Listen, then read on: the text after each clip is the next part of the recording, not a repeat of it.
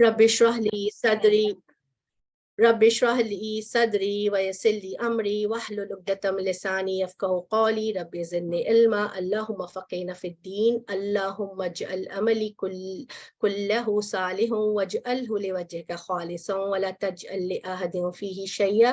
اے اللہ سبحانہ تعالیٰ ہمارے سارے عمل کو صالح بنا دے اور اسے اپنے چہرے کے لیے خالص کر لیجیے، اس میں سے کسی ایک کے لیے بھی کوئی حصہ نہیں رکھیے گا، آمین ثم آمین۔ اللہم فقہنا فی الدین، اللہم علمہ الکتاب، اللہم علمہ الحکمہ، آمین ثم آمین۔ انشاءاللہ تعالیٰ آج جو ہے ہم پارہ نمبر 22 شروع کریں گے، اور ہر دفعہ کی طرح اس دفعہ بھی کچھ ایکشن پوائنٹ جو ہے ہم نے نوٹ ڈاؤن کیے ہیں۔ تو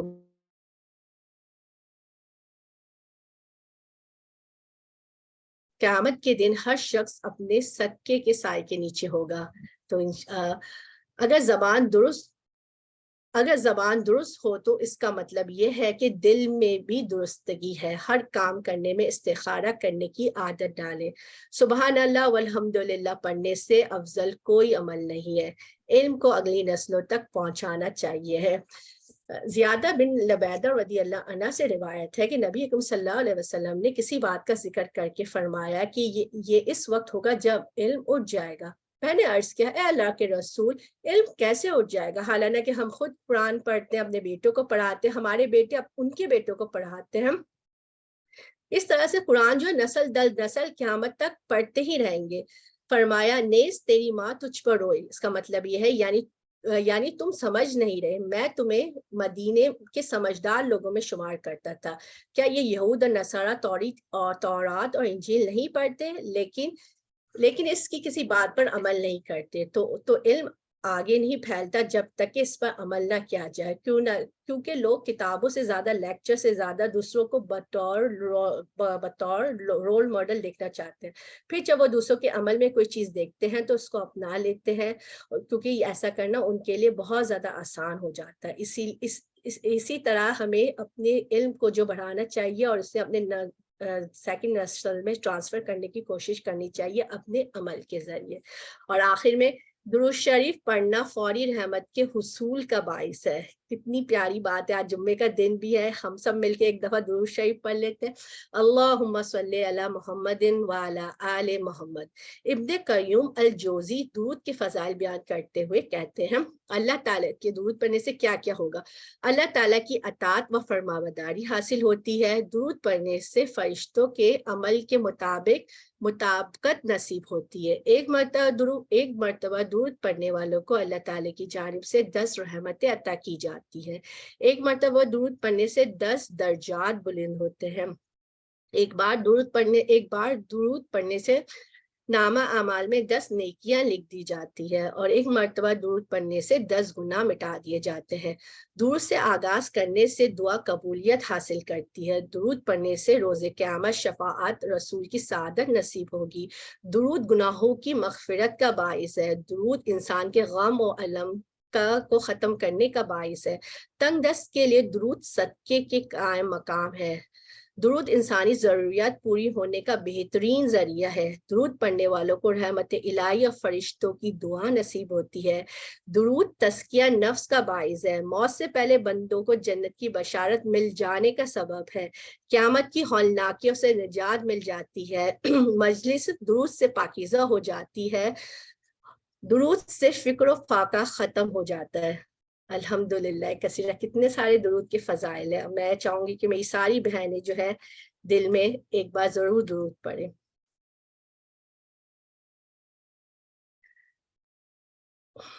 چلیں انشاءاللہ تعالی ہم اپنا جو ہے پارہ شروع کرتے ہیں، پارہ نمبر 22 اور آیت نمبر ہم 31 سے پڑھیں گے۔ پہلے ایک آیت کی ہم تلاوت کر لیتے ہیں۔ اعوذ باللہ من الشیطان الرجیم، بسم اللہ الرحمن الرحیم، وَمَن يَقْنُتْ مِنكُنَّ لِلَّهِ وَرَسُولِهِ وَتَعْمَلْ صَالِحًا نُؤْتِهَا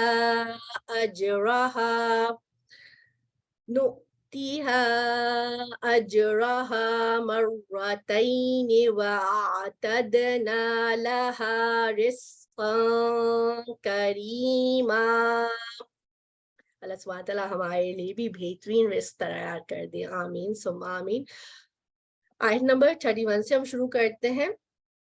और तुम में से जो कोई अल्लाह की और उसके रसूल की फरमाबरदारी करेगी और नेक काम करेगी, हम इससे अजर दोहरा देंगे और उसके लिए हमने बेहतरीन रोजी तैयार कर रखी है। यानी अज़वाज मुतहरात से खिताब किया जा रहा है, जो पिछले का कंटिन्यूएशन है। अगर अज़वाज मुतहरात से कोई गलती सरजद हो जाती है तो उनकी सज़ा भी बड़ी है, क्यों ना कि वो मुकर्रबीन होते हैं। इसी तरह अगर वो कोई अच्छा अमल करते हैं तो उनका अजर बढ़ जाता है, क्योंकि उनकी कुर्बानियां भी ज्यादा होती है, इस वजह से उनका अजर अल्लाह सुब्हानहू तआला बहुत ज्यादा बढ़ा देता है। ए नबी की बीवियों, तुम आम औरतों की तरह से नहीं हो। अगर तुम परहेजगारी इख्तियार करो तो नरम लहजे से बात ना करो कि जिसके दिल में रोग हो वो कोई बुरा ख्याल कर ले। हाँ, कायदे के मुताबिक कलाम कर लिया करो।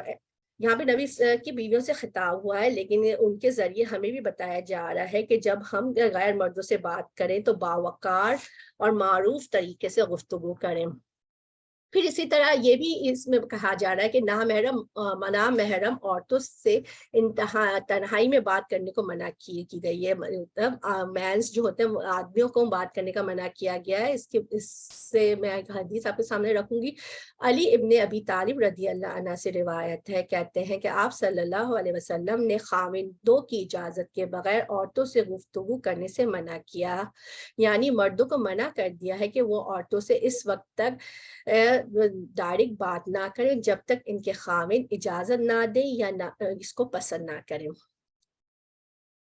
और अपने घरों में करार से रहो और कदीम जहालियत के ज़माने की तरफ अपने बनाव सिगार का इजहार ना करो, और नमाज अदा करती रहो, ज़कात देती रहो और डरा रहो, और अल्लाह और उसके रसूल के अतात गुजारी करो। अल्लाह ताला ये चाहता है कि अपने नबी की घरवालियों तुम में से वो गंदगी को दूर कर दे और तुम्हें खूब पाक कर दे।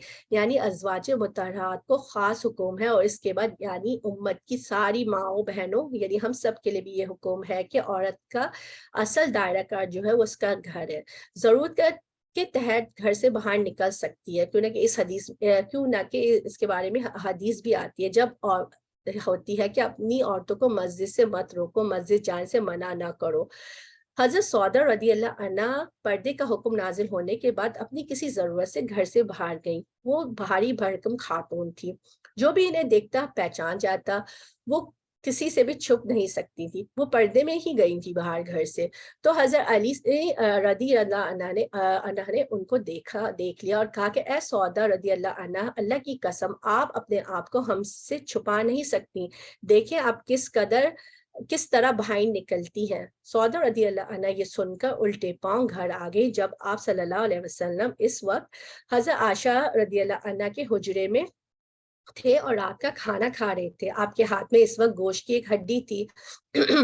और सौदा रदी अल्लाह अन्हा दाखिल हुआ और कहा कि ए अल्लाह के रसूल सल्लल्लाहु अलैहि वसल्लम, मैं किसी काम से घर से बाहर गई थी तो उमर ने मुझसे ऐसी और ऐसी बातें कही। तो इसी वक्त आप सल्लल्लाहु अलैहि वसल्लम पर वही का नुज़ूल शुरू हो गया।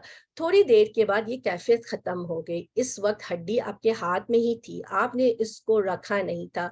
तो अल्लाह सुब्हानहू तआला ने आपसे फरमाया, इन औरतों को यानी तुम्हें क़ज़ाए हाजत के लिए या अपनी जरूरियात पूरी करने के लिए बाहर जाने की इजाजत है।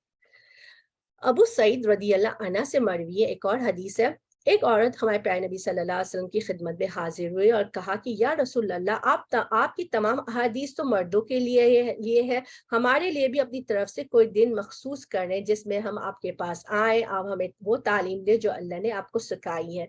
तो नबी सल्लल्लाहु अलैहि वसल्लम ने फरमाया, फला फला दिन फला फला जगह पर जमा हो जा। चुनाचा औरतें जमा हो गई। आप सल्लल्लाहु अलैहि वसल्लम इनके पास आए, इन्हें वो सिखाया जो अल्लाह ने आपको सिखाया था। फिर इसी तरह इस आयत में जो दूसरा हुक्म है कि दौरे जहालियत जैसी अपनी जीनत जेब व जीनत ना दिखाओ, ब्रूच, کا جو ورڈ تبرج کا جو ورڈ استعمال ہوا ہے وہ بروج سے ہے. اور بروج کس کو کہتے ہیں؟ جیسے ہم بروج لگاتے ہیں نا اپنے عبائس کے اوپر، اسکارف کے اوپر، اس کا مطلب ہے نمایاں کرنا. حضرت ابو ہریرہ رضی اللہ عنہ سے مروی ہے کہ پیارے نبی صلی اللہ علیہ وسلم نے فرمایا اللہ کی بندیوں کو مسجد سے مت روکو، لیکن انہیں چاہیے کہ زیب و زینت کے بغیر نکلے. یعنی کوئی بھی میک اپ نہیں ہونا چاہیے، آپ کا ڈریس بہت زیادہ ٹائٹ نہیں ہونا چاہیے، آپ کا ڈریس بہت زیادہ فینسی نہیں ہونا چاہیے، بالکل سادہ لباس ہو اور صاف ستھرے لباس میں مسجدوں کی طرف جانے کا حکم دیا گیا ہے. آیت نمبر 34. اور تمہارے گھروں میں اللہ کی جو آیتیں اور رسول کی جو حدیث پڑھی جاتی ہے ان کا ذکر کرتی رہو، یقینا اللہ تعالیٰ لطف کرنے والا باخبر ہے. یعنی نبی اکرم صلی اللہ علیہ وسلم کے گھر میں چنانچہ وہی اترتی تھی، آپ پر وہی میں جو کچھ قرآن کی آیتیں بھی اترتی تھی اور کچھ حدیث بھی ہوتی تھی. تو اس سے تو ہم یہ دیکھیں گے کہ حدیث کیا ہوتی ہے. حدیث جو ہوتی ہے نا وہ وحی کی ایک قسم ہے. قرآن کی تلاوت تو کی جاتی ہے، حدیث کی اس طرح تلاوت نہیں کی جاتی، لیکن حدیث کو بھی پڑھ کر سنایا جاتا ہے، یعنی اس کی بھی تعلیم دی جاتی ہے. اور دیکھتے ہیں آج کل ہم بہت سارے کلاسز آفر ہو رہی ہیں صحیح بخاری کی، اور اس میں حدیث کو ان کے متن کے ساتھ اسٹوڈنٹس کو جو ہے یاد کروایا جاتا ہے نا. ایک صحابیہ رضی اللہ عنہ نے نبی اکرم صلی اللہ علیہ وسلم سے کہا کیا بات ہے، قرآن میں تو مردوں کا بہت ذکر ہے تو عورتوں کا کچھ بھی نہیں ہے. تو عورتوں کو تسلی دینے کے لیے قرآن کا تسلی دینے کے لیے عورتوں کا ذکر الگ کیا گیا اس آیت میں. ورنہ ہر حکم جو مردوں کے لیے ہے وہ عورتوں کے لیے بھی ہے، سوائے اس کے کہ جو احکامات مردوں کے لیے خاص ہے یا کچھ احکامات جو عورتوں کے لیے خاص ہے. الحمدللہ کثیرہ. یہ والی آیت بھی بہت زیادہ امپورٹنٹ ہے. بے شک مسلمان مرد، عورتیں، مومن مرد، عورتیں، فرما برداری کرنے والے مرد اور فرما برداری کرنے والی عورتیں، راز باز مرد، راز باز عورتیں، صبر کرنے والے مرد، صبر کرنے والی عورتیں، عاجزی کرنے والے مرد، عاجزی کرنے والی عورتیں، خیرات کرنے والے مرد، خیرات کرنے والی عورتیں، روزے رکھنے والے مرد، روزے رکھنے والی عورتیں، اپنی شرمگاہ کی حفاظت کرنے والے مرد اور حفاظت کرنے والیاں، بکثرت اللہ کا ذکر کرنے والے اور ذکر کرنے والیاں، ان سب کے لیے اللہ تعالیٰ نے وسیع مغفرت اور بڑا ثواب تیار کر رکھا ہے. تو یہاں پر ہم دیکھیں گے کہ ساری صفات کا احاطہ کیا گیا ہے نا. یہ ساری چیزوں کا ذکر کرنے کے بعد آخر میں کون سی کوالٹی کا ذکر کیا گیا ہے؟ کثرت سے اللہ کا ذکر کرنے والے مرد اور عورتیں. یعنی ایک عورت یا ایک مرد جو اگر وہ عبادت گزار بھی ہے، اطاعت گزار بھی ہے، شرم و حیا والا بھی ہے، تو یہ والی جو کوالٹی ہے نا یہ بہت سارے لوگوں میں ہو سکتی ہے. لوگ ایک دوسرے کے برابر ہو سکتے ہیں، لیکن ذکر کرنے والے سب سے آگے نکل جاتے ہیں. جیسا کہ حدیث میں آتا ہے نبی اکرم صلی اللہ علیہ وسلم نے فرمایا مفردون سبقت لے گئے، آگے بڑھ گئے. صحابہ نے پوچھا اے اللہ کے رسول مفردون کون ہوتے ہیں؟ آپ نے فرمایا کثرت سے اللہ کا ذکر کرنے والے مرد اور ذکر کرنے والی عورتیں.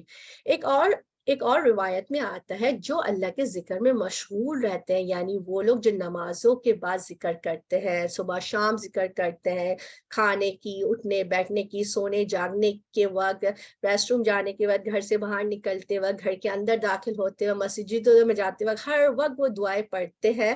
تو وہ کون ہوتے ہیں؟ عباد الرحمن ہوتے ہیں. آپ کو پتا ہے کہ دین میں اور ریلیجن میں کیا فرق ہے؟ ریلیجن جو ہوتا ہے نا وہ جو صرف ریچولز ہوتے ہیں، ہم نماز پڑھ لی، ہم نے روزے رکھ لیے یا اور عبادت کر لیا، یا جو نان مسلمس ہوتے ہیں وہ سنڈے کو جا رہے ہوتے ہیں چرچ. دین یہ ہوتا ہے کہ وہ ہر وقت انسان جو ہے نا اسٹیٹ آف عبادت میں ہوتا ہے، ہر وقت عبادت کی حالت میں ہوتا ہے. اب وہ کیسے ہوتا ہے؟ ایک مومن جو ہے نا اگر کھانا کھانے سے پہلے دعا پڑھ رہا ہے اور اس کی سوچ یہ ہے کہ میں کھانا کھا رہا ہوں تاکہ مجھے انرجی ملے اور اس طاقت کو میں اللہ کے لیے استعمال کروں، تو وہ بھی ایک عبادت ہے. اگر کوئی جم جا رہا ہے، ایکسرسائز کر رہا ہے، تو وہ اس کا انٹینشن یہ ہے کہ میں صحت مند اور تندرست ہوں تاکہ میں زیادہ سے زیادہ اپنے رب کی عبادت کر سکوں اور اس کی مخلوق کی جو ہے اس خدمت کر سکوں. تو یہ ایک اسٹیٹ آف عبادت ہے کہ اس میں ہم سارا وقت جو ہے نا عبادت میں ہی رہتے ہیں. الحمدللہ. اور یہی عباد الرحمان کی کوالٹی ہے. اللہ سبحانہ تعالیٰ ہمیں عباد الرحمان میں شامل کر لے. اللہ کے ذکر سے بخشش بھی ملتی ہے اور گناہ نیکیوں میں بدل جاتے ہیں. رسول اللہ صلی اللہ علیہ وسلم نے فرمایا، مسند احمد کی روایت ہے، جب کوئی جماعت اکٹھی ہو کر اللہ کا ذکر کرتی ہے اور اس کا مقصد صرف اللہ کے چہرے کا دیدار ہوتا ہے، تو آسمان سے ایک منادی لگاتی ہے، ایک آواز آتی ہے کہ تم اس حال میں کھڑے ہوئے ہو کہ تمہارے گناہ معاف ہو چکے ہیں، تحقیق تمہارے گناہ نیکیوں میں بدل دیے گئے ہیں. تو جو ہم یہاں پہ بیٹھ کے ایک ساتھ ایک مقصد کے تحت بیٹھ کے قرآن پڑھ رہے ہیں، اللہ کا ذکر کر رہے ہیں، سیکھ رہے ہیں اور سکھا رہے ہیں، اور اگر ہماری نیت خالص ہے تو انشاءاللہ تعالیٰ اس مجلس میں نہ صرف علم ہمیں حاصل ہوگا بلکہ اس کے ساتھ ساتھ گناہ بھی معاف ہوں گے، بلکہ جو گناہ ہوں گے نا وہ نیکیوں میں بدل جائیں گے. یہ اللہ سبحانہ تعالیٰ کا وعدہ ہے. آگے چلتے ہیں آیت نمبر 36. اور دیکھو کسی مومن مرد عورت کو اللہ اور اس کے رسول کے فیصلے کے بعد کسی امر کا کوئی اختیار باقی نہیں رہتا. یاد رکھو اللہ تعالیٰ اور اس کے رسول کی نافرمانی، جو کوئی اللہ اس کے رسول کی نافرمانی کرے گا وہ سرہی گمراہی میں پڑ جائے گا. تو یہاں پہ مومن مرد اور عورت کو یہ بات کی جا رہی ہے، اور یہی ایمان کا تقاضا ہے کہ اللہ اور اس کے رسول کے فیصلے پہ ہم نے کیا کرنا ہے؟ لبیک کہنا ہے. عبداللہ بن رویہ رضی اللہ عنہ سے روایت ہے، وہ رسول اکرم صلی اللہ علیہ وسلم کے ساتھ ایک سفر میں تھے. آپ نے فرمایا، اے ابن رویہ نیچے اترو اور سواریوں کو دوڑاؤ. انہوں نے کہا، اے اللہ کے رسول، میں یہ کام چھوڑ چکا ہوں. یہ سن کر حضرت عمر نے ان سے کہا، سنو اور اطاعت کرو، اللہ کے رسول نے ایک بات فرمائی ہے تو تمہیں کرنی ہے. یہ کیا بات ہوئی کہ میں چھوڑ چکا ہوں؟ تو ابن رویہ نے اپنے آپ کو نیچے گرا دیا، یعنی سواری سے فوراً چھلانگ لگا دی اور کہا، اے اللہ اگر تو نہ ہوتا تو ہم ہدایت نہ پاتے، نہ ہم صدقہ کرتے، نہ ہم نماز پڑھتے. ہم پر سکینت نازل کر دے اور جب دشمنوں سے آمنا سامنا ہو تو ثابت قدمی عطا کر دے. یعنی انہوں نے فوراً ہی اطاعت کر لی اور فوراً ہی اطاعت کی طرف دوڑ پڑے. اچھا، اب جو ہے اس آیت کا جو ایک پس منظر ہے تو ہم نیکسٹ اس کے بعد میں آپ کو بتاتی ہوں اس کے بارے میں. یاد کرو جب کہ تو اس شخص سے کہہ رہا تھا جس پر اللہ نے بھی انعام کیا. یہ حضرت زید رضی اللہ عنہ کی بات ہو رہی ہے. اور تو نے بھی کہ تو اپنی بیوی کو اپنے پاس رکھ، اللہ سے ڈر. تو نے اپنے دل میں جو کچھ چھپائے ہوئے تھا جسے اللہ ظاہر کرنے والا تھا، اور تو لوگوں سے خوف کھاتا تھا، حالانکہ اللہ تعالیٰ اس کا زیادہ حقدار ہے کہ تو اس سے ڈرے. بس جب کہ زید اس عورت سے اپنی غرض پوری کر لی اور ہم نے اسے تیرے نکاح میں دے دیا تاکہ مسلمانوں پر اپنے لے پالک بیویوں کے بارے میں کسی طرح کی تنگی نہ رہے، جبکہ وہ اپنی غرض اس سے پوری کر لے. اور اللہ کا یہ حکم تو ہو کر ہی رہنے والا ہے. جو چیز اللہ تعالیٰ نے اپنے نبی کے لیے مقرر کی ہے ان میں نبی پر کوئی حرج نہیں. یہی اللہ کا دستور ہے. یہی اللہ کا دستور بھی ہے جو پہلے ہوئے وہ اللہ تعالیٰ کے کام اندازے پر مقرر کیے ہوئے ہیں. اچھا یہاں پہ جو بات ہو رہی ہے کہ حضرت زید رضی اللہ عنہ جو تھے وہ نبی صلی اللہ علیہ وسلم کے آزاد کردہ غلام تھے، اور آپ نے جو تھا ان کو اپنا بیٹا بنایا ہوا تھا. وہ آپ سے بہت زیادہ محبت کرتے تھے، ہمارے پیارے نبی صلی اللہ علیہ وسلم، اور ان میں خوبیاں بھی بہت زیادہ خوبیاں تھی، بہت اچھے انسان تھے. جب ان کی شادی کا وقت آیا تو آپ نے اپنی پھپھی کی بیٹی حضرت زینب رضی اللہ عنہ سے ان کی شادی کا پیغام بھیجا. تو زید رضی اللہ عنہ جو تھے نا، زینب رضی اللہ عنہ جو تھے عربوں میں سے تھی. ان کے یہاں عربوں کے حسب و نسب کا بہت احساس ہوتا تھا، ٹھیک ہے، اور وہ بہت زیادہ حسب و نسب والی تھی. اگرچہ حضرت زید بھی عربی تھے لیکن کیونکہ وہ غلامی کی زندگی گزار چکے تھے تو حضرت زینب کے دل میں تھوڑی سی گھٹن محسوس ہوئی. لیکن جب نبی اکرم صلی اللہ علیہ وسلم نے حکم دیا تو انہوں نے اس حکم کو مان لیا ایک تردد کے بعد. تو اس پر یہ آیت نازل ہوئی کہ مومنوں کا اللہ اور اس کے رسول کا حکم مانتے ہوئے دل میں کوئی تردد نہیں ہونا چاہیے. ٹھیک ہے، تو اب یہ ہے کہ جب آپ اب جو آیت نمبر 37 میں کہا جا رہا ہے، جب آپ اس شخص کو جس پر اللہ نے بھی احسان کیا تھا اور آپ نے بھی، یعنی زید کے بارے میں بات ہو رہی ہے، کی طرف اشارہ ہے. اب ہوا یہ کہ حضرت زینب رضی اللہ عنہ نے تو شادی کر لی، مگر ان دونوں کے ساتھ ان کے ساتھ نباہ نہیں کر پا رہی تھی. دونوں ہی بہت اچھے انسان تھے, دونوں ہی کی عادتیں مزاج بہت اچھے تھے, مگر ان کی عادتوں اور مزاج میں فرق تھا, اور دونوں ہی بہت نیک تھے. حضرت زید پر بھی اللہ تبارک تعالیٰ نے احسان کیا, اور نبی اکرم صلی اللہ علیہ وسلم کے تو وہ بہت ہی پیارے تھے. اسی طرح حضرت زینب جو تھی وہ بھی ایک نیک عبادت گزار عورت تھی. بظاہر ان دونوں میں کوئی خرابی ہمیں نظر نہیں آ رہی تھی, لیکن ہوا یہ تھا کہ ان کے دل ملے ہوئے نہیں تھے. اسی وجہ سے اگر ہم دیکھیں تو ہماری سوسائٹی میں جو ڈیورس ہوتے ہیں, جب ڈیورس ہوتے ہیں تو ہر بندہ اس کوشش میں لگا رہتا ہے کہ وہ سرچ آؤٹ کرے, فائنڈ آؤٹ کرے کہ غلطی کس کی ہے. لڑکے کی غلطی تھی یا لڑکی کی غلطی تھی. لڑکی والے جو ہے سارا بلیم جو ہے لڑکے والے پہ ڈال دیتے ہیں, لڑکے والے جو ہوتے ہیں وہ سارا بلیم لڑکی پہ ڈال دیتے ہیں. اس طرح سے ایک نہ ختم ہونے والا باتوں کا سلسلہ شروع ہو جاتا ہے. تو ہمیں یہ سوچنا چاہیے, ہمیں اچھا گمان کرنا چاہیے کہ ہو سکتا ہے کہ ان کی آپس میں بنی نہیں, ان کے آپس میں انڈرسٹینڈنگ نہیں ہو, وہ ان دونوں میں ایک دوسرے کے لیے کوئی اٹریکشن وہ فیل نہیں کر رہے ہو یا انٹیمیسی محسوس نہیں کر رہے ہو, تو اس وجہ سے ہو. اور یہ ہمارے معاشرے کی ایک بہت ہی بڑی برائی جسے کہنا چاہیے وہ ہے. بہرحال حضرت زید رضی اللہ عنہ نے دیکھا کہ حالات درست نہیں ہے, تو وہ طلاق دینے کا ارادہ کرنے لگے. تو نبی اکرم صلی اللہ علیہ وسلم ان سے کہنے لگے ابھی طلاق مت دو, ابھی اپنے بیوی کو اپنے پاس ہی رکھو. بالکل اسی طرح سے جب دو بچوں میں آپس میں انبن ہوتی ہے, ایک بچہ آ کے اگر کہتا ہے کہ میں اپنی وائف کو طلاق دینا چاہتا ہوں, تو ماں باپ سمجھاتے بجھاتے ہیں, کہتے ہیں ابھی طلاق نہیں دو, ابھی سمجھوتا کرو, ساتھ رہو, ہو سکتا ہے حالات بدل جائیں گے. ٹھیک ہے, اب آگے جو بات کی جائے, اصل میں اللہ تعالیٰ نے جو ہے وحی کے ذریعے آپ صلی اللہ علیہ وسلم کو بتا دیا تھا کہ جب زید طلاق دیں گے تو ان کا نکاح آپ کے ساتھ ہو جائے گا, اور وہ آپ کے منہ بولے بیٹے تھے, اور عربوں کے یہاں منہ بولے بیٹے کو اصل بیٹی کی طرح کنسیڈر کیا جاتا تھا, اور اس کی بیوی کے ساتھ نکاح کرنا بہت بڑا جرم تصور کیا جاتا تھا. تو آپ صلی اللہ علیہ وسلم کا اس بات کا ڈر تھا کہ اگر یہ طلاق ہو گئی اور پھر مجھ سے شادی ہو گئی تو اس پر ایک بہت بڑا پروپیگنڈا شروع ہو جائے گا, ایک بہت ہی تکلیف دہ اور مشکل مرحلہ ہوگا. تو اللہ سبحانہ تعالیٰ نے اس کا بھی ذکر کر دیا کہ اس وقت آپ ایسی بات دل میں چھپا رہے تھے جسے اللہ سبحانہ تعالیٰ ظاہر کرنا چاہتا تھا, یعنی اللہ تعالیٰ آپ کے ذریعے اس خرابی کو دور کرنا چاہتا تھا جو اس معاشرے کے اندر پائی جاتی تھی, جس میں لوگوں کے لیے بڑی مشکل تھی کہ منہ بولے بیٹے کو بھی بیٹا کہہ کے اس پر بیٹے کے احکامات لاگو کرتے تھے.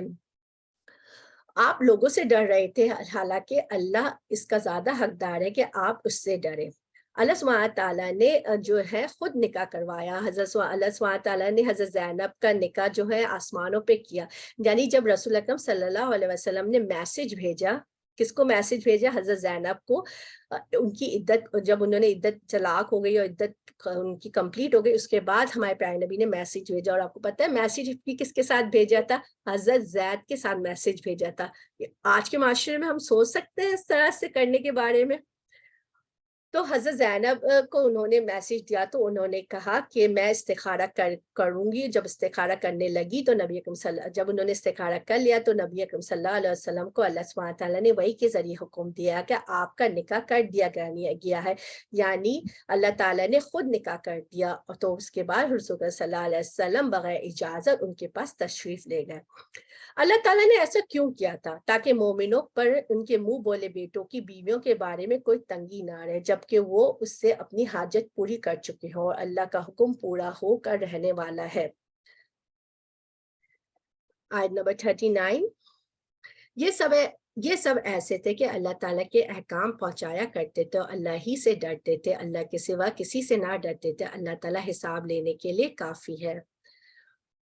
تمہارے مردوں میں سے محمد تمہارے مردوں میں سے کسی کے باپ نہیں ہے, لیکن اللہ تعالیٰ کے رسول اور تمام نبیوں کے ختم کرنے والے ہیں, اور اللہ تعالیٰ ہر چیز کا خوب جاننے والا ہے. آپ کا کوئی حقیقی بیٹا نہیں تھا, کیونکہ آپ صلی اللہ علیہ وسلم کے بیٹے آپ کی زندگی میں فوت ہو گئے تھے. تو اس آیت میں اس طرف اشارہ کیا گیا ہے کہ آپ خاتم النبی ہیں, آپ کے بعد کوئی بھی نبی نہیں آئے گا. مسلمانوں اللہ تعالیٰ کا ذکر بہت کیا کرو, صبح اور شام اس کی پاکیزگی بیان کرو. وہی ہے جو تم پر رحمت بھیجتا ہے, اور اس کے فرشتے تمہارے لیے دعائے رحمت کرتے ہیں تاکہ تمہیں اندھیروں سے اجالے کی طرف لے جاؤ. اللہ تعالیٰ مومنوں پر بہت ہی زیادہ مہربان ہے. جس دن یہ اللہ سے ملاقات کریں گے ان کا تختہ سلام ہوگا، ان کے لیے اللہ تعالیٰ نے باعزت اجر تیار کر رکھا ہے۔ تو یعنی اللہ تعالیٰ کا شکر ادا، آیت نمبر 42 پہ جو بات ہو رہی تھی، شکر کی بات ہو رہی تھی، یعنی اللہ تعالیٰ کا شکر ادا کرنے کے لیے اس کا ذکر کریں، اور پھر یہ کہ نماز بھی، اور نماز میں بھی اللہ سبحانہ تعالیٰ کا ہم کیا کر رہے ہوتے ہیں، ہم یا تو اللہ تعالیٰ کا ذکر کر رہے ہو، اللہ تعالیٰ کی تعریف اور حمد کر رہے ہوتے ہیں، یا پھر ہم اللہ سبحانہ تعالیٰ سے دعائیں مانگ رہے ہوتے ہیں۔ رسول اللہ صلی اللہ علیہ وسلم نے فرمایا سبحان اللہ والحمد للہ ولا الہ الا اللہ واللہ اکبر کہنا میرے نزدیک ہر اس چیز سے محبوب ہے جس پر سورج طلوع ہوتا ہے۔ رسول اللہ صلی اللہ علیہ وسلم نے فرمایا جو آدمی صبح و شام 100 مرتبہ سبحان اللہ والحمد للہ پڑھتا ہے تو قیامت کے دن کوئی بھی اس سے افضل عمل نہیں لایا جائے گا، بہترین اور افضل ترین عمل ہوگا اور آپ کے نامہ اعمال میں لکھا ہوا ہوگا۔ اگر ہم یہ کوشش کریں کہ ہر روز صبح سورج نکلنے سے پہلے اور غروب ہونے سے قبل سبحان اللہ جو ہے 100 مرتبہ پڑھ لیا، اور اس میں مشکل سے فیو سیکنڈز لگتے ہیں پڑھنے میں نا۔ اے نبی یقیناً ہم نے آپ کو رسول بنا کر گواہیاں دینے والا اور خوشخبری سنانے والا بھیجا ہے۔ یعنی نبی اکرم صلی اللہ علیہ وسلم کی یہ صفات تورات میں بھی بیان ہوئی ہے، اور یہاں پہ بھی آپ کو خوشخبری سنانے والا اور ڈرانے والا آپ کی صفات بتائی جا رہی ہے۔ آپ صلی اللہ علیہ وسلم نے ایک خوشخبری سنائی کہ لوگ خوش ہو جاؤ، اپنے پچھلے یعنی بعد میں آنے والوں کو بھی خوشخبری سنا دو، جس نے سچے دل سے گواہی دی کہ اللہ کے سوا کوئی الہ نہیں تو وہ جنت میں داخل ہو جائے گا۔ ہم بھی گواہی دے دیتے ہیں لا الہ الا اللہ محمد رسول اللہ۔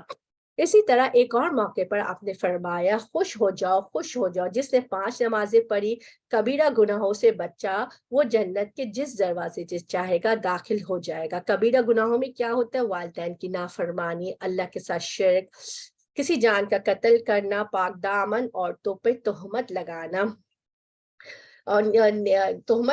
یتیم کا مال کھانا، جنگ سے بھاگنا اور سود کھانا۔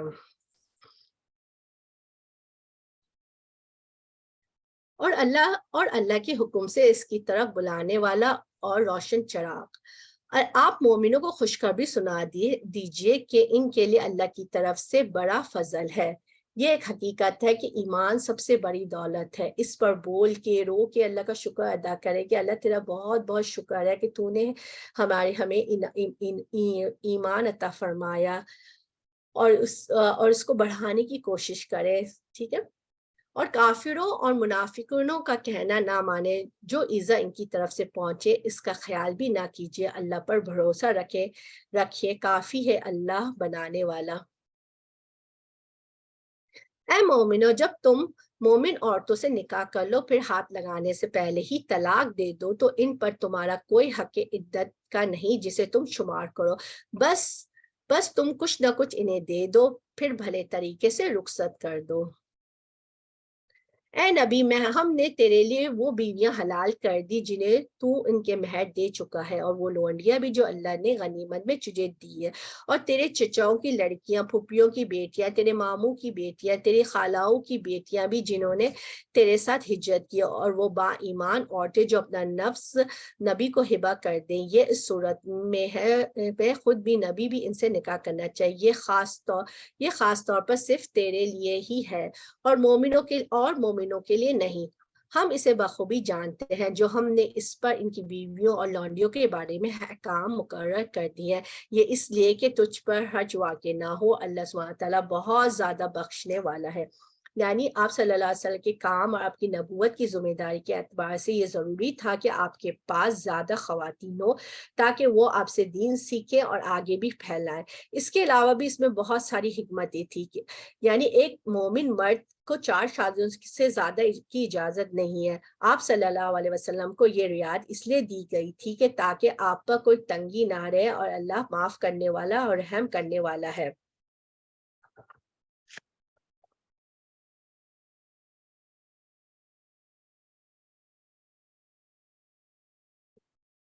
ان میں سے جسے چاہے دور رکھ دے، جسے چاہے اپنے پاس رکھ لے، اور تو ان میں سے کسی کو بھی اپنے پاس بلائے جسے تو نے الگ رکھا تھا تو تجھ پر کوئی گناہ نہیں. لیکن ہمارے پیارے نبی صلی اللہ علیہ وسلم نے ہر بیوی کو انصاف اور عدل کے ساتھ رکھا. اس میں سے اس بات کی زیادہ توقع ہے کہ ان عورتوں کی آنکھیں ٹھنڈی رہیں, وہ رنجیدہ نہ ہو, اور جو کچھ بھی تو انہیں دے دے اس پر سب کی سب راضی رہے.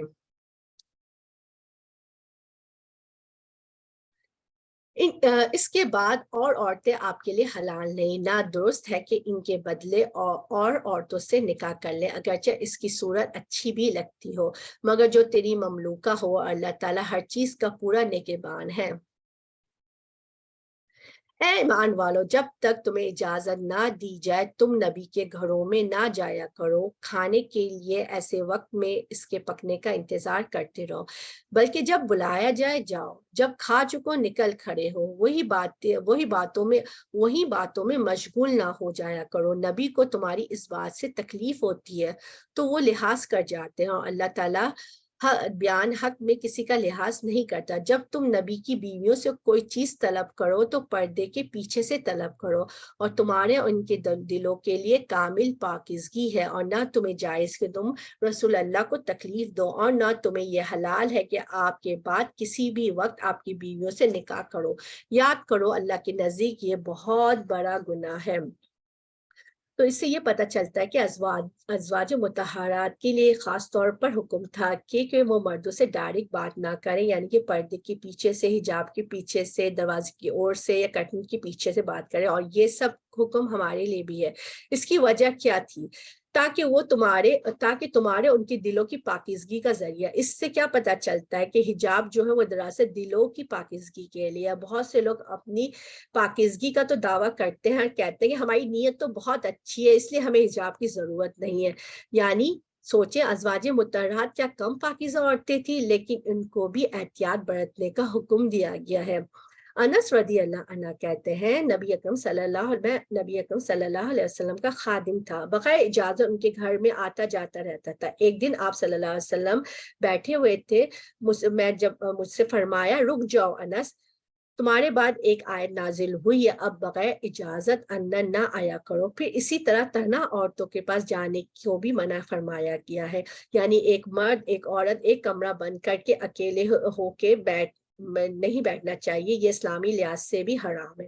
رسول صلی اللہ علیہ وسلم نے فرمایا, عورتوں کے پاس جانے سے بچتے رہو. اس پر انصار کی ایک صحابیہ نے عرض کیا, یا رسول اللہ, دیور کے مطابق آپ کی کیا رائے ہے؟ یعنی گھر میں اگر دیور ہے اکیلا, تو آپ صلی اللہ علیہ وسلم نے فرمایا, دیور تو ہلاکت ہے. یعنی اگر اس گھر کے اندر ہے, وہ اس گھر کے اندر ہے اور شوہر اور سارے گھر والے باہر ہیں, تو پھر تو خرابی کا اور بہت زیادہ اندیشے کا خرچہ ہے. اور پھر یہ چیز جو ہے شیطان کے وسوسوں سے بچنے کا بھی بہت بڑا ذریعہ ہے. آیت نمبر 54, تم کسی چیز کو ظاہر کر دو, چھپا کر رکھو, اللہ ہر چیز کو خوب دیکھنے والا ہے. ان عورتوں پر کوئی گناہ نہیں ہے کہ وہ اپنے باپوں, اپنے بیٹوں, اپنے بھائیوں, اپنے بھتیجوں, اپنے بھانجیوں, اپنے مل جل کی عورتوں اور ملکیت کے ماتحتوں یعنی لانڈی غلام جو سرونٹس کے سامنے ہو. اور تو اللہ سے ڈرتی رہو, اللہ تعالیٰ یقیناً ہر چیز پر شاہد ہے. اللہ تعالیٰ اور اس کے فرشتے اس نبی پر رحمت بھیجتے ہیں. اے ایمان والو, تم بھی اس پر درود بھیجو, خوب سلام بھیجتے رہا کرو. اللہم صلی علی محمد وعلی آل محمد. ہم نے درود کی بہت زیادہ فضیلت جو ہے سٹارٹنگ میں ہم نے اس پہ بات کی تھی, تو اب میں آپ کے سامنے ایک حدیث رکھوں گی. درود پڑھنے سے اللہ سبحانہ تعالیٰ کی رحمتیں آتی ہے. رسول صلی اللہ علیہ وسلم نے فرمایا کہ ایک صحابہ نے پوچھا کہ اگر میں ساری دعاؤں کے بجائے درود شریف ہی پڑھ لوں, تو آپ صلی اللہ علیہ وسلم نے کیا فرمایا, پھر تو اللہ تمہاری دنیا اور آخرت کے غم اور فکر کے لیے تمہیں کافی ہو جائے گی. یعنی کہ اگر جب انسان بہت زیادہ پریشان ہوتا ہے نا تو سم ٹائم یہ ہوتا ہے کہ ہم دعا مانگنے بیٹھتے ہیں لیکن ہماری سمجھ میں بھی نہیں آ رہا ہوتا کہ ہم کیا دعا مانگے نا, ہمیں سجائی بھی نہیں دیتا دعا مانگنا. تو اس وقت اگر ہم لوگ صرف اگر درود شریف کی کثرت کر لیں گے تو پھر اللہ سبحانہ تعالیٰ کیا ہوگا, ہماری دنیا اور آخرت کی فکر کے لیے اللہ سبحانہ تعالیٰ کافی ہو جائے گا, ہماری ساری دعائیں جو ہے نا قبول ہو جائیں گی. تو اس کے لیے ضروری ہے کہ کثرت سے درود پڑھا کریں. اور آج تو ایسے بھی جمعے کا دن ہے تو زیادہ سے زیادہ جو ہے درود شریف پڑھنے کا اہتمام کریں اور بچوں کو بھی سکھائیں, اسپیشلی جو مائیں اپنے بچوں کو صبح اسکول پک کرنے چھوڑنے جاتی ہیں لینے جاتی ہیں, ایک معمول بنا دیں گے فرائیڈے کے دن جب وہ چھوڑنے جائیں تو درود پڑھتے پڑھتے جائیں تاکہ ہمارے بچوں کے اندر یہ عادت جو ہے وہ پیدا ہو. ہمارے پیارے نبی نے فرمایا, آدمی جس کے سامنے میرا تذکرہ کیا جاتا ہے اور وہ مجھ پر درود بھیجنا بھول گیا تو اس نے جنت کا راستہ خطا کر دیا, وہ جنت کا راستہ بھول گیا. یعنی درود نہ پڑھنا نقصان دہ ہے. ایک تو یہ ہے کہ پڑھنے سے تو بہت سارا فائدہ ہوتا ہے اور نہ پڑھنے سے کیا ہوگا, نقصان ہوگا. ایک عام سا کوشچن یہ آتا ہے کہ بعض لوگوں کے ذہن میں جو اکثر یہ کوشچن آتا ہے کہ کیا درود وضو کے بغیر پڑھ سکتے ہیں؟ جی ہاں, اس کا آنسر ہے پڑھ سکتے ہیں. اور جو لوگ اللہ اس کے رسول کو ایذا دیتے ہیں اور ان پر دنیا اور آخرت میں اللہ کی پھٹکار ہے, ان کے لیے اللہ نہایت رسوا کن عذاب ہے. جو لوگ مومن مردوں مومن عورتوں کو ایذا دیں بغیر کسی جرم کے جو ان سے سرزد ہو, وہ بڑے بہتان اور سری گناہ کا بوجھ اٹھاتے ہیں.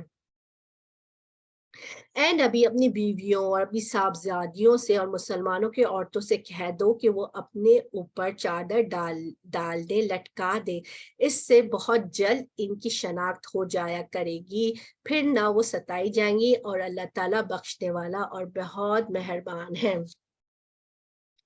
یہ حکم یہ ہے جی, یہ والا بھی حکم جو ہے ازواج مطہرات کے لیے ہی ہے, کے لیے نہیں ہے بلکہ یہ ساری خواتین کے لیے, ہم سب کے لیے ہے کہ ہم جو ہے کیا کریں کہ جب ہم گھر سے باہر نکلیں تو اپنے گھر کے کپڑوں میں باہر نہ نکلے بلکہ اس کے اوپر ایک اور ڈریس ڈال دیں جس سے ہماری زینت چھپی. یہاں پہ جو چادر کا ذکر کیا گیا اس کی وجہ یہ تھی کہ اس زمانے میں جو تھے, اس زمانے کا جو لائف سٹائل تھا وہ بہت ہی زیادہ سمپل تھا, لیکن جس کی وجہ سے اس کا ذکر کیا گیا. لیکن ابھی ہم دیکھتے ہیں کہ عبایاز جو ہے نا وہ بھی ایک چادر اوڑھنے کی کیٹیگری ہوتی ہے. تو اگر وہ بہت زیادہ ٹائٹ اور تنگ نہیں ہے تو آپ جو ہے اس کو بھی اوڑھ کے باہر جا سکتی ہیں, اور اگر آپ چادر لینا چاہیں تو بڑی سی چادر لے کر بھی آپ نکل سکتی ہیں. تو اس کے بارے میں آتا ہے, تو امہات المومنین نے جب پردے کے احکامات سنے اور یہ آیت نازل ہوئی تو حضرت عائشہ رضی اللہ کہتی ہے کہ ہم رسول کے ساتھ فجر کی نماز پڑھتی تھی اور ہم نے اپنی اوڑھنی لپیٹی ہوئی تھی. جب ہم نماز سے فارغ ہو کر واپس جاتی تو اندھیری کی وجہ سے کوئی کسی کو پہچان ہی نہیں سکتا تھا. دیکھیے کتنی پیاری بات ہے, میں یہی سوچ رہی ہوں کہ جو ہے اتنا وہ پردے میں ہوتی تھی کہ وہ ایک دوسرے کے ساتھ ساری عورتیں ہوتی ہوں گی لیکن وہ ان کو پتہ ہی نہیں چلتا تھا اندھیری کی وجہ سے کون نماز پڑھنے کے لیے آیا ہے نا. اور اب بھی یہ منافق وہ جنوں کے دل میں بیماری ہے, اور لوگ جو مدینہ میں غلط افواہیں اڑانے والے ہیں باز نہ آئے تو ہم آپ کو ان کی تباہی پر مسلط کر دیں گے, پھر وہ چند دن ہی آپ کے ساتھ اس شہر میں رہ سکیں گے.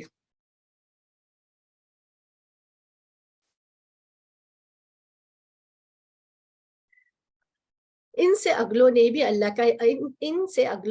اللہ کا یہی دستور جاری رہا, اور تو اللہ کے دستور میں ہرگز رد و بدل نہیں کر پائے گا.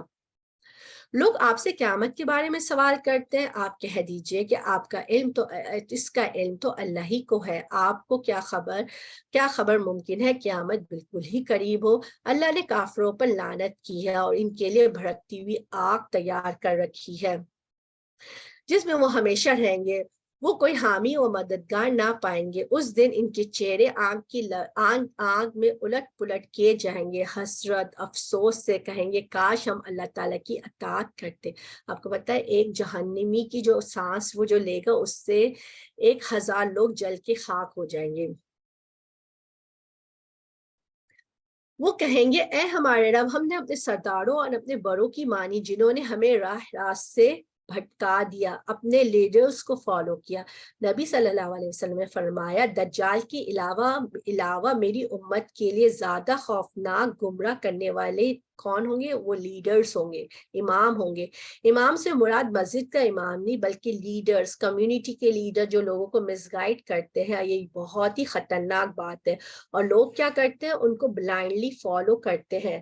اور یہی لیڈرز جو ہے نا قیامت کے دن ان کے لیے بد دعائیں کریں گے کہ اللہ سبحانہ تعالیٰ ان کو دگنا عذاب دے. پروردگار تو انہیں دگنا عذاب دے, ان پر بہت بڑی لعنت نازل فرمائے. جو ان کے فالوورز ہیں نا وہ یہ کہہ رہے ہوں گے کہ ان پہ بہت بڑی لعنت نازل فرمائے. اے ایمان والو ان لوگوں جیسے نہ بن جاؤ جنہوں نے موسیٰ کو تکلیف دی. بس جو بات انہوں نے کہی تھی اللہ نے انہیں اس سے بری فرمایا ہے اور اللہ تعالیٰ اور اللہ کے نزدیک باعزت تھے. اے ایمان والو اللہ سے ڈرو اور سیدھی سیدھی سچی بات کیا کرو. کتنا اچھا رول ہمیں بتایا جا رہا ہے کہ ہم جب کسی سے بات کریں تو بالکل سیدھی صاف بات کریں, ہیرا پھیری نہ کریں, نہ دھوکہ دہی کریں, سچی بات کریں, عدل پہ مبنی ہو, درست طریقے سے. یہ بہترین کمیونیکیشن کا سکھایا جا رہا ہے اس میں ہمیں, تاکہ اللہ تعالیٰ تمہارے کام سنوار دے, تمہارے گناہ معاف کر دے. اور جو بھی اللہ اس کے رسول کی تابعداری کرے گا اس نے بڑی مراد پائی. اسی طرح اللہ تعالیٰ تمہارے اعمال کو درست کر دے گا, تمہارے گناہ معاف کر دے گا. جس شخص نے اللہ اس کے رسول کی اطاعت کی اس نے بہت بڑی کامیابی حاصل کر لی. ابن عباس رضی اللہ عنہ اس آیت کی تفسیر میں کہتے ہیں کہ اللہ تمہیں درست بات کی وجہ سے تمہاری نیکیاں قبول کر لے گا. یعنی کہ اگر درست کوئی صحیح بات کرے گا اللہ ان کی نیکیاں قبول کرے گا. مقاتل کہتے ہیں کہ تمہارے اعمال کو پاک کر دے گا. اچھی بات کہنے سے اعمال پاک ہو جائے گا. یعنی یہ شخص ساری سے ساری بھلائی حاصل کرنے میں کامیاب ہو جائے گا. دیکھیں اس سورہ کے جو شروع میں ہے سورہ الاحزاب ہم پڑھے تھے کہ شروع میں بات ہو رہی تھی زبان کی. اس پارے کے آغاز میں زبان کے صحیح استعمال سے شروع ہوئے ہیں. یہاں پہ بھی زبان کی درستگی کی بات کی جا رہی, کیوں نہ کہ اگر انسان کی زبان درست ہوگی تو دراصل علامت ہوتی ہے اس بات کی کہ اس کا دل درست ہے, اور دل کی درستگی کا جو انحصار باقی تمام صالح اعمال پر ہوتا ہے. ہم نے اپنی امانت کو آسمانوں اور زمین پر پہاڑوں پر پیش کیا لیکن سب نے اس کے اٹھانے سے انکار کر دیا, اس سے ڈر گئے مگر انسان نے اٹھا لیا. وہ بڑا ہی ظالم اور جاہل ہے. یہ اس لیے کہ اللہ تعالیٰ منافق مردوں عورتوں, مشرک مردوں عورتوں کو سزا دے اور مومن مردوں عورتوں کی توبہ قبول فرما. اللہ تعالیٰ بڑا ہی بخشنے والا اور مہربان ہے. انشاءاللہ تعالیٰ ہم سورہ سبا شروع کریں گے. بسم اللہ الرحمن الرحیم. اللہ کے نام سے شروع کرتا ہوں جو بہت مہربان نہایت رحم کرنے والا ہے. الحمدللہ الذی لہ ما فی السماوات وما فی الارض وما فی الارض لہ الحمد فی الآخرۃ وہو الحکیم الخبیر. 5 آیتوں کے آغاز میں الحمدللہ آتا ہے جس میں سے ایک سورہ سبا بھی ہے. اس میں اللہ تعالیٰ کی حمد اور شکر کی بات ہوگی. تمام تعریفیں اللہ کے لیے ہی ہے جس کی ملکیت میں وہ سب کچھ ہے جو آسمان اور زمین میں ہے. آخرت میں بھی تعریف اسی کے لیے ہے. وہ بڑی حکمتوں والا پورا باخبر ہے. جو زمین میں جائے, جو اس سے نکلے, جو آسمان سے ہوتے ہیں, جو چڑھ کر اس میں جائے, وہ سب سے باخبر اور مہربان نہایت ہی بخشش والا ہے. کفار کہتے ہیں کہ ہم پر قیامت نہیں آئے گی. آپ کہہ دیجئے کہ میرے رب کی قسم جو عالم غیب ہے وہ یقیناً تم پر آئے گی. اللہ تعالیٰ اللہ تعالیٰ ایک ذرے کے برابر کی چیز بھی پوشیدہ نہیں رکھے گا، نہ آسمانوں میں نہ زمین میں، بلکہ اس سے بھی چھوٹی اور بڑی ہر چیز کھلی کتاب میں موجود ہوں گی. بک آف ڈیڈ، جو ہماری بک آف ڈیڈز ہوں گی، اس میں ہر چیز محفوظ ہوگی، تاکہ وہ ایمان والوں اور نیکوکاروں کا بھلا بدلہ عطا فرمائے. یعنی یہی لوگ ہیں جن کے لیے مغفرت اور عزت کی روزی ہے. اور ہماری آیتوں کو نیچے دکھانے کی جنہوں نے کوشش کی ہے، یہ وہ لوگ ہیں جن کے لیے بدترین قسم کا دردناک عذاب ہے، اور جنہیں علم ہے وہ دیکھ لیں گے، اور جو آپ کی جانب آپ کے رب کی طرف سے نازل ہوا وہ سراسر حق ہے. اللہ تعالیٰ غالب خوبیوں والے کی راہ رہنمائی کرتا ہے. اور کافروں نے کہا، آؤ ہم تمہیں ایک ایسا شخص بتائیں جو تمہیں یہ خبر پہنچا رہا ہے کہ جب تم بالکل ہی ریزہ ہو جاؤ گے تو پھر سے ایک نئے سرے سے پیدا کیے جاؤ گے. ہم انہیں کہہ سکتے ہیں کہ خود اس نے ہی اللہ پر جھوٹ باندھ لیا ہے، یا اسے دیوانگی ہے. وہ ہمارے نبی کے بارے میں کہہ رہے تھے. بلکہ حقیقت یہ ہے کہ آخرت پر یقین نہ رکھنے والے ہی عذاب میں اور دور کی گمراہی میں ہیں. کیا پس وہ اپنے آگے پیچھے آسمان زمین کو دیکھ نہیں رہے؟ اگر ہم چاہیں تو انہیں زمین میں دھسا دیں یا ان پر آسمان کے ٹکڑے کر دیں. اور آج کے دور میں تو یہ دیکھنا ہمارے لیے بہت ہی آسان ہے، سوشل میڈیا کے تھرو جہاں پہ بھی اللہ کا کہیں عذاب ہو رہا ہوتا ہے. جیسے ابھی ٹرکی میں کوئی آیا، جو اس کے امیجز ہم نے دیکھے، جیسے سوات میں جو تھا سیلاب آیا، تو ہمیں نظر آ رہا ہوتا ہے. اس میں پوری دلیل ہے کہ ہر اس بندے کے لیے جو دل سے متوجہ ہو. ہم اب آگے جو آ رہا ہے داؤد علیہ السلام کی بات آ رہی ہے. اچھا، یہاں پہ جو اللہ سبحانہ تعالیٰ نے اپنے عذاب کے بارے میں بتایا کہ آسمان سے ٹکڑے کر کے گرا دیا، زمین پہ دھسا دے. تو جب کہیں کسی جگہ عذاب آتا ہے تو ایک عام خیال ہوتا ہے لوگوں کی، سب سے پہلی رائے یہ ہوتی ہے کہ اس جگہ جو ہے وہ ہو سکتا ہے کہ بہت زیادہ اللہ کی نافرمانی کے کام ہو رہے ہوں، یا کوئی غلط کام ہو رہے، اس کی وجہ سے وہاں پہ عذاب آیا ہے. اور وہ اس کو فائنڈ آؤٹ کرنے کی کوشش کر رہے ہوتے ہیں، ڈھونڈ رہے ہوتے ہیں کہ کیا وہ لوگ کر رہے تھے. لیکن اس کے ساتھ ہمیں یہ بھی سوچنا چاہیے کہ مطلب بہت زیادہ جستجو میں نہیں پڑنا چاہیے. ہو سکتا ہے کہ ان پہ عذاب ہماری اصلاح کے لیے آیا ہو، اللہ سبحانہ تعالیٰ ہمیں وارن کر رہا ہو کہ اب بھی تم سنبھل جاؤ نا. تو یہ ایک بہت زیادہ ڈرنے کی بات ہے کہ اگر کسی کو مشکل میں دیکھ کے جو ہم جو ہوتے ہیں ریزن فائنڈ آؤٹ کرنے کی کوشش کرتے ہیں، کیا ریزن ہے، اور جب ہمیں لوگوں سے وہ ریزن پتہ چل جاتا ہے کہ اچھا وہ کام یہ کام کر رہی تھی، تو ہم بہت ہی زیادہ مطمئن ہو کے بیٹھ جاتے ہیں. تو کہ چلو وہ غلط کام کر رہے تھے، اسی لیے ان پہ عذاب آئے، ہمارے پہ تو نہیں آئے گا، ہم یہ کام نہیں کرے. لیکن اس میں ہمارے ڈرنے کی بھی بہت زیادہ بات ہے کہ ہم کتنا استغفار کرتے ہیں اور اپنے آپ کا جو تزکیہ کرتے ہیں کہ کہیں ہم بھی تو کوئی ایسے غلط کام نہیں کر رہے. آج ان کو اللہ نے پکڑا ہے، کل ہو سکتا ہے کہ ہمیں اللہ سبحانہ تعالیٰ پکڑ لے. ٹھیک ہے. ہم نے داؤد پر اپنا فضل کیا، اسے اے پہاڑوں اس کے ساتھ رغبت سے تسبیح پڑھو. پرندوں کو بھی یہی حکم ہے کہ ہم نے اس کے لیے لوہا نرم کر دیا. تو داؤد علیہ السلام کا بہت بڑا مقام ہے پیغمبروں کی تاریخ میں. یا اللہ تعالیٰ اپنے فضل کا ذکر کر رہے ہیں.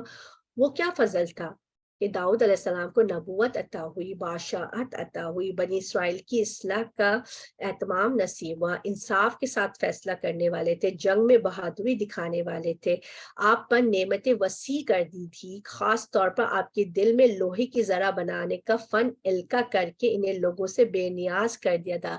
اللہ سبحانہ تعالیٰ نے انہیں نالج دی تھی کہ لوہے کی ذرہ کیسے بنانی چاہیے. انہیں زبور عطا کی تھی، اچھی آواز عطا کی تھی، نیک کاموں میں لمبی عمر دینے کا فضل عطا کیا تھا. اور اس کے علاوہ بھی بہت زبردست فضائل ہیں آپ کے. ان میں سے خاص کر آپ کو سلیمان علیہ السلام کے جیسا بیٹا عطا فرمایا تھا کہ پوری ذرا بنا. جو اللہ سبحانہ تعالیٰ نے جو ان کو نالج دی تھی نا ذرا بنانے کی، اور جوڑوں میں اندازہ رکھ تو سب کام کرو یا یقین مانو کہ میں تمہارے اعمال کو دیکھ رہا ہوں. یعنی کہ اس میں جو کیلیں تھی نہ بہت زیادہ بڑی تھی نہ چھوٹی تھی, ساری کڑیاں بالکل ایک بیلنس سے رکھی ہوئی تھی, بالکل مکمل. اللہ سبحانہ تعالیٰ نے ان کو علم دیا تھا کہ کس طرح سے جو ہے یہ بناؤ. تو ہمیں جب اللہ سبحانہ تعالیٰ کوئی علم دیتا ہے یا کوئی ڈگری ملتی ہے تو ہمیں بھی اللہ ہی کا شکر ادا کرنا چاہیے کہ وہ اللہ ہی کی توفیق سے ہمیں اللہ ہی نے ہمیں دیا ہے, نہ کہ ہم اس میں رہ کہ میں نے اپنی محنت سے اپنی کوششوں سے اس چیز کو حاصل کیا ہے. اور ہم نے سلیمان کے لیے ہوا کو مسخر کر دیا. صبح کی منزل 1 مہینے بھر کی ہوتی ہے اور شام کی منزل بھی, اور ہم نے ان کے لیے تانبے کا چشمہ بہا دیا, اور اس کے رب کے حکم سے بعض جنات اس کی مہتدی میں اس کے سامنے کام کرتے تھے. ان میں سے جو بھی ہمارے حکم سے سرتابی کرتا ہم اسے بھڑکتی ہوئی آگ کا مزہ چکاتے تھے. یعنی کہ جو تھا سلیمان علیہ السلام کو جو تھا اللہ سبحانہ تعالیٰ نے کیا کیا تھا, ہوتا یہ تھا کہ صبح کے وقت سارے لوگ ایک کارپیٹ پہ بیٹھ جاتے, اوٹ کے اوپر بیٹھ جاتے, وہ کارپیٹ کو لے کے اتنا دور چلا جاتا جس طرح سے ایک عام آدمی ایک سواری 1 مہینے میں کرتا. پھر اسی طرح سے وہ لوگ سب شام میں واپس آ جاتے تھے, اور اتنا ہی ڈسٹینس جتنا ایک ہم عام انسان جو ہے 1 مہینے میں سفر کرتا تھا. دیکھیں ان کے پاس کتنی زبردست ٹیکنالوجی تھی. آج ہمارے پاس یہ ٹیکنالوجی نہیں. آج ہم ہوائی جہاز کا سفر کرتے ہیں, صبح میں جاتے ہیں لیکن شام تک ہم واپس نہیں آ سکتے. تو اسی وجہ سے ان کو جو یہ ٹیکنالوجی دی تھی, اس کی وجہ سے انہوں نے بہت دور دراز کے علاقے انہوں نے مسخر کیے. داؤد علیہ السلام کے لیے لوہے کو نرم کر دیا تھا, اور وہ جب لوہے کو اپنے ہاتھ میں لیتے تو اتنا نرم ملائم ہو جاتا جیسے موم ہوتی ہے, جس سے وہ جو چاہے بنا لیتے. یہاں سلیمان علیہ السلام کے لیے تانبا یعنی 2 بڑی دھاتے ہیں, جنہوں اور دوسرا یہ کہ جنہوں کو مسخر کرنے کا مطلب یہ ہے کہ وہ ان سے کام لیتے تھے. جو کام سلیمان علیہ السلام جنوں کو کہتے تھے وہ فوراً ہی وہ اس کام کو کر لیتے تھے. تو آپ دیکھیں ہم جو ہے انہیں اپنے بچوں کا رول ماڈل بنا سکتے ہیں. ہم بچوں کو بتا سکتے ہیں کہ داؤد علیہ السلام جو تھے وہ آئرن مین تھے. جب وہ آئرن اپنے ہاتھ میں لیتے تھے تو وہ بالکل میلٹ ہو جاتی ہے, اس سے وہ جو دل چاہے بنا لیتے تھے. سلیمان علیہ السلام جو تھے وہ سپر مین تھے, وہ فلائی کرتے تھے, ہواؤں پہ اڑتے تھے, ایک جیسا جگہ سے دوسری جگہ جو ہے وہ جاتے تھے. نوح علیہ السلام کے بارے میں ہم بتا سکتے ہیں, وہ کیپٹن تھے, انہوں نے شپ جو ہے وہ بنایا اور اس کو چلایا تھا. اور جو کچھ سلیمان چاہتے تھے وہ جنات تیار کر دیتے تھے, مثلاً قلعے, مجسمے, حوض کے برابر لگن, چولوں پر جمی ہوئی مضبوط دیگیں, بڑی بڑی دیگیں. اے داؤد اس کے شکریہ میں نیک عمل کرو, اور میرے بندوں میں سے شکر گزار بندے کم ہی ہوتے ہیں. کتنی زبردست جو تھی, اگر دیکھا جائے کتنی زبردست, اور اس میں وہ فرما رہے ہیں کہ میرے بندوں میں شکر گزار بندے کم ہی ہوتے ہیں. آگے چلتے جو جنات جو تھے نا وہ جو تھے ان کے حکم کے مطابق وہ سارے کام کیا کرتے تھے, اور جب وہ غلطی کرتے تھے تو ان کو بھی پنش ملا کرتی تھی. پھر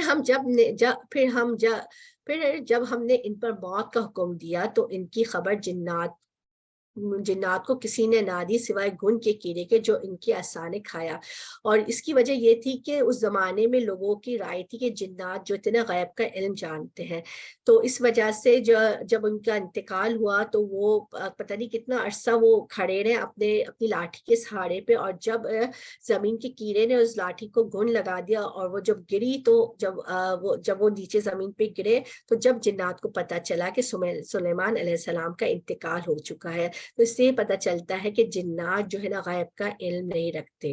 اور آج کے دور میں بھی جو لوگ کہتے ہیں کہ جنات کو ہم نے جنات کو اپنے قبضے میں کر لیا, تو وہ یہ ہوتا ہے کہ جنات جو ہے آسمان پہ جا کے سن بن لیتے ہیں اور پھر نیچے آ کے کہانیوں کو اس میں 10 جھوٹ ملا کے بتاتے ہیں. اور جو انسان جنات کو اپنے کنٹرول میں کرتے ہیں, یہ ایک طرح کی پارٹنرشپنگ ہوتی ہے کہ تم میرا کام کرو میں تمہارا کام کرو. تو وہ جو جنات انسانوں سے بہت گندے کام کرواتے ہیں, بہت ہی اور پھر اس کے بعد جا کے وہ جو ہے ان کا کام کرتے ہیں. اور اس میں جو ہے ایک اور چیز بھی یہ ہے کہ جب آپ سے جو ہے آج کل چونکہ ہمارے معاشرے میں جادو کا بہت زیادہ رجحان ہو گیا ہے، تو لیکن اگر آپ سے کوئی انسان یہ پوچھتا ہے کہ آپ کا نام کیا، آپ کی مام کا نام کیا ہے، تو اس میں آپ نے فوراً یہ ایک ہے کہ آپ نے فوراً جو ہے خبردار ہو جانا ہے کہ وہ بندہ اس طرح کی بات کیوں کرتا ہے.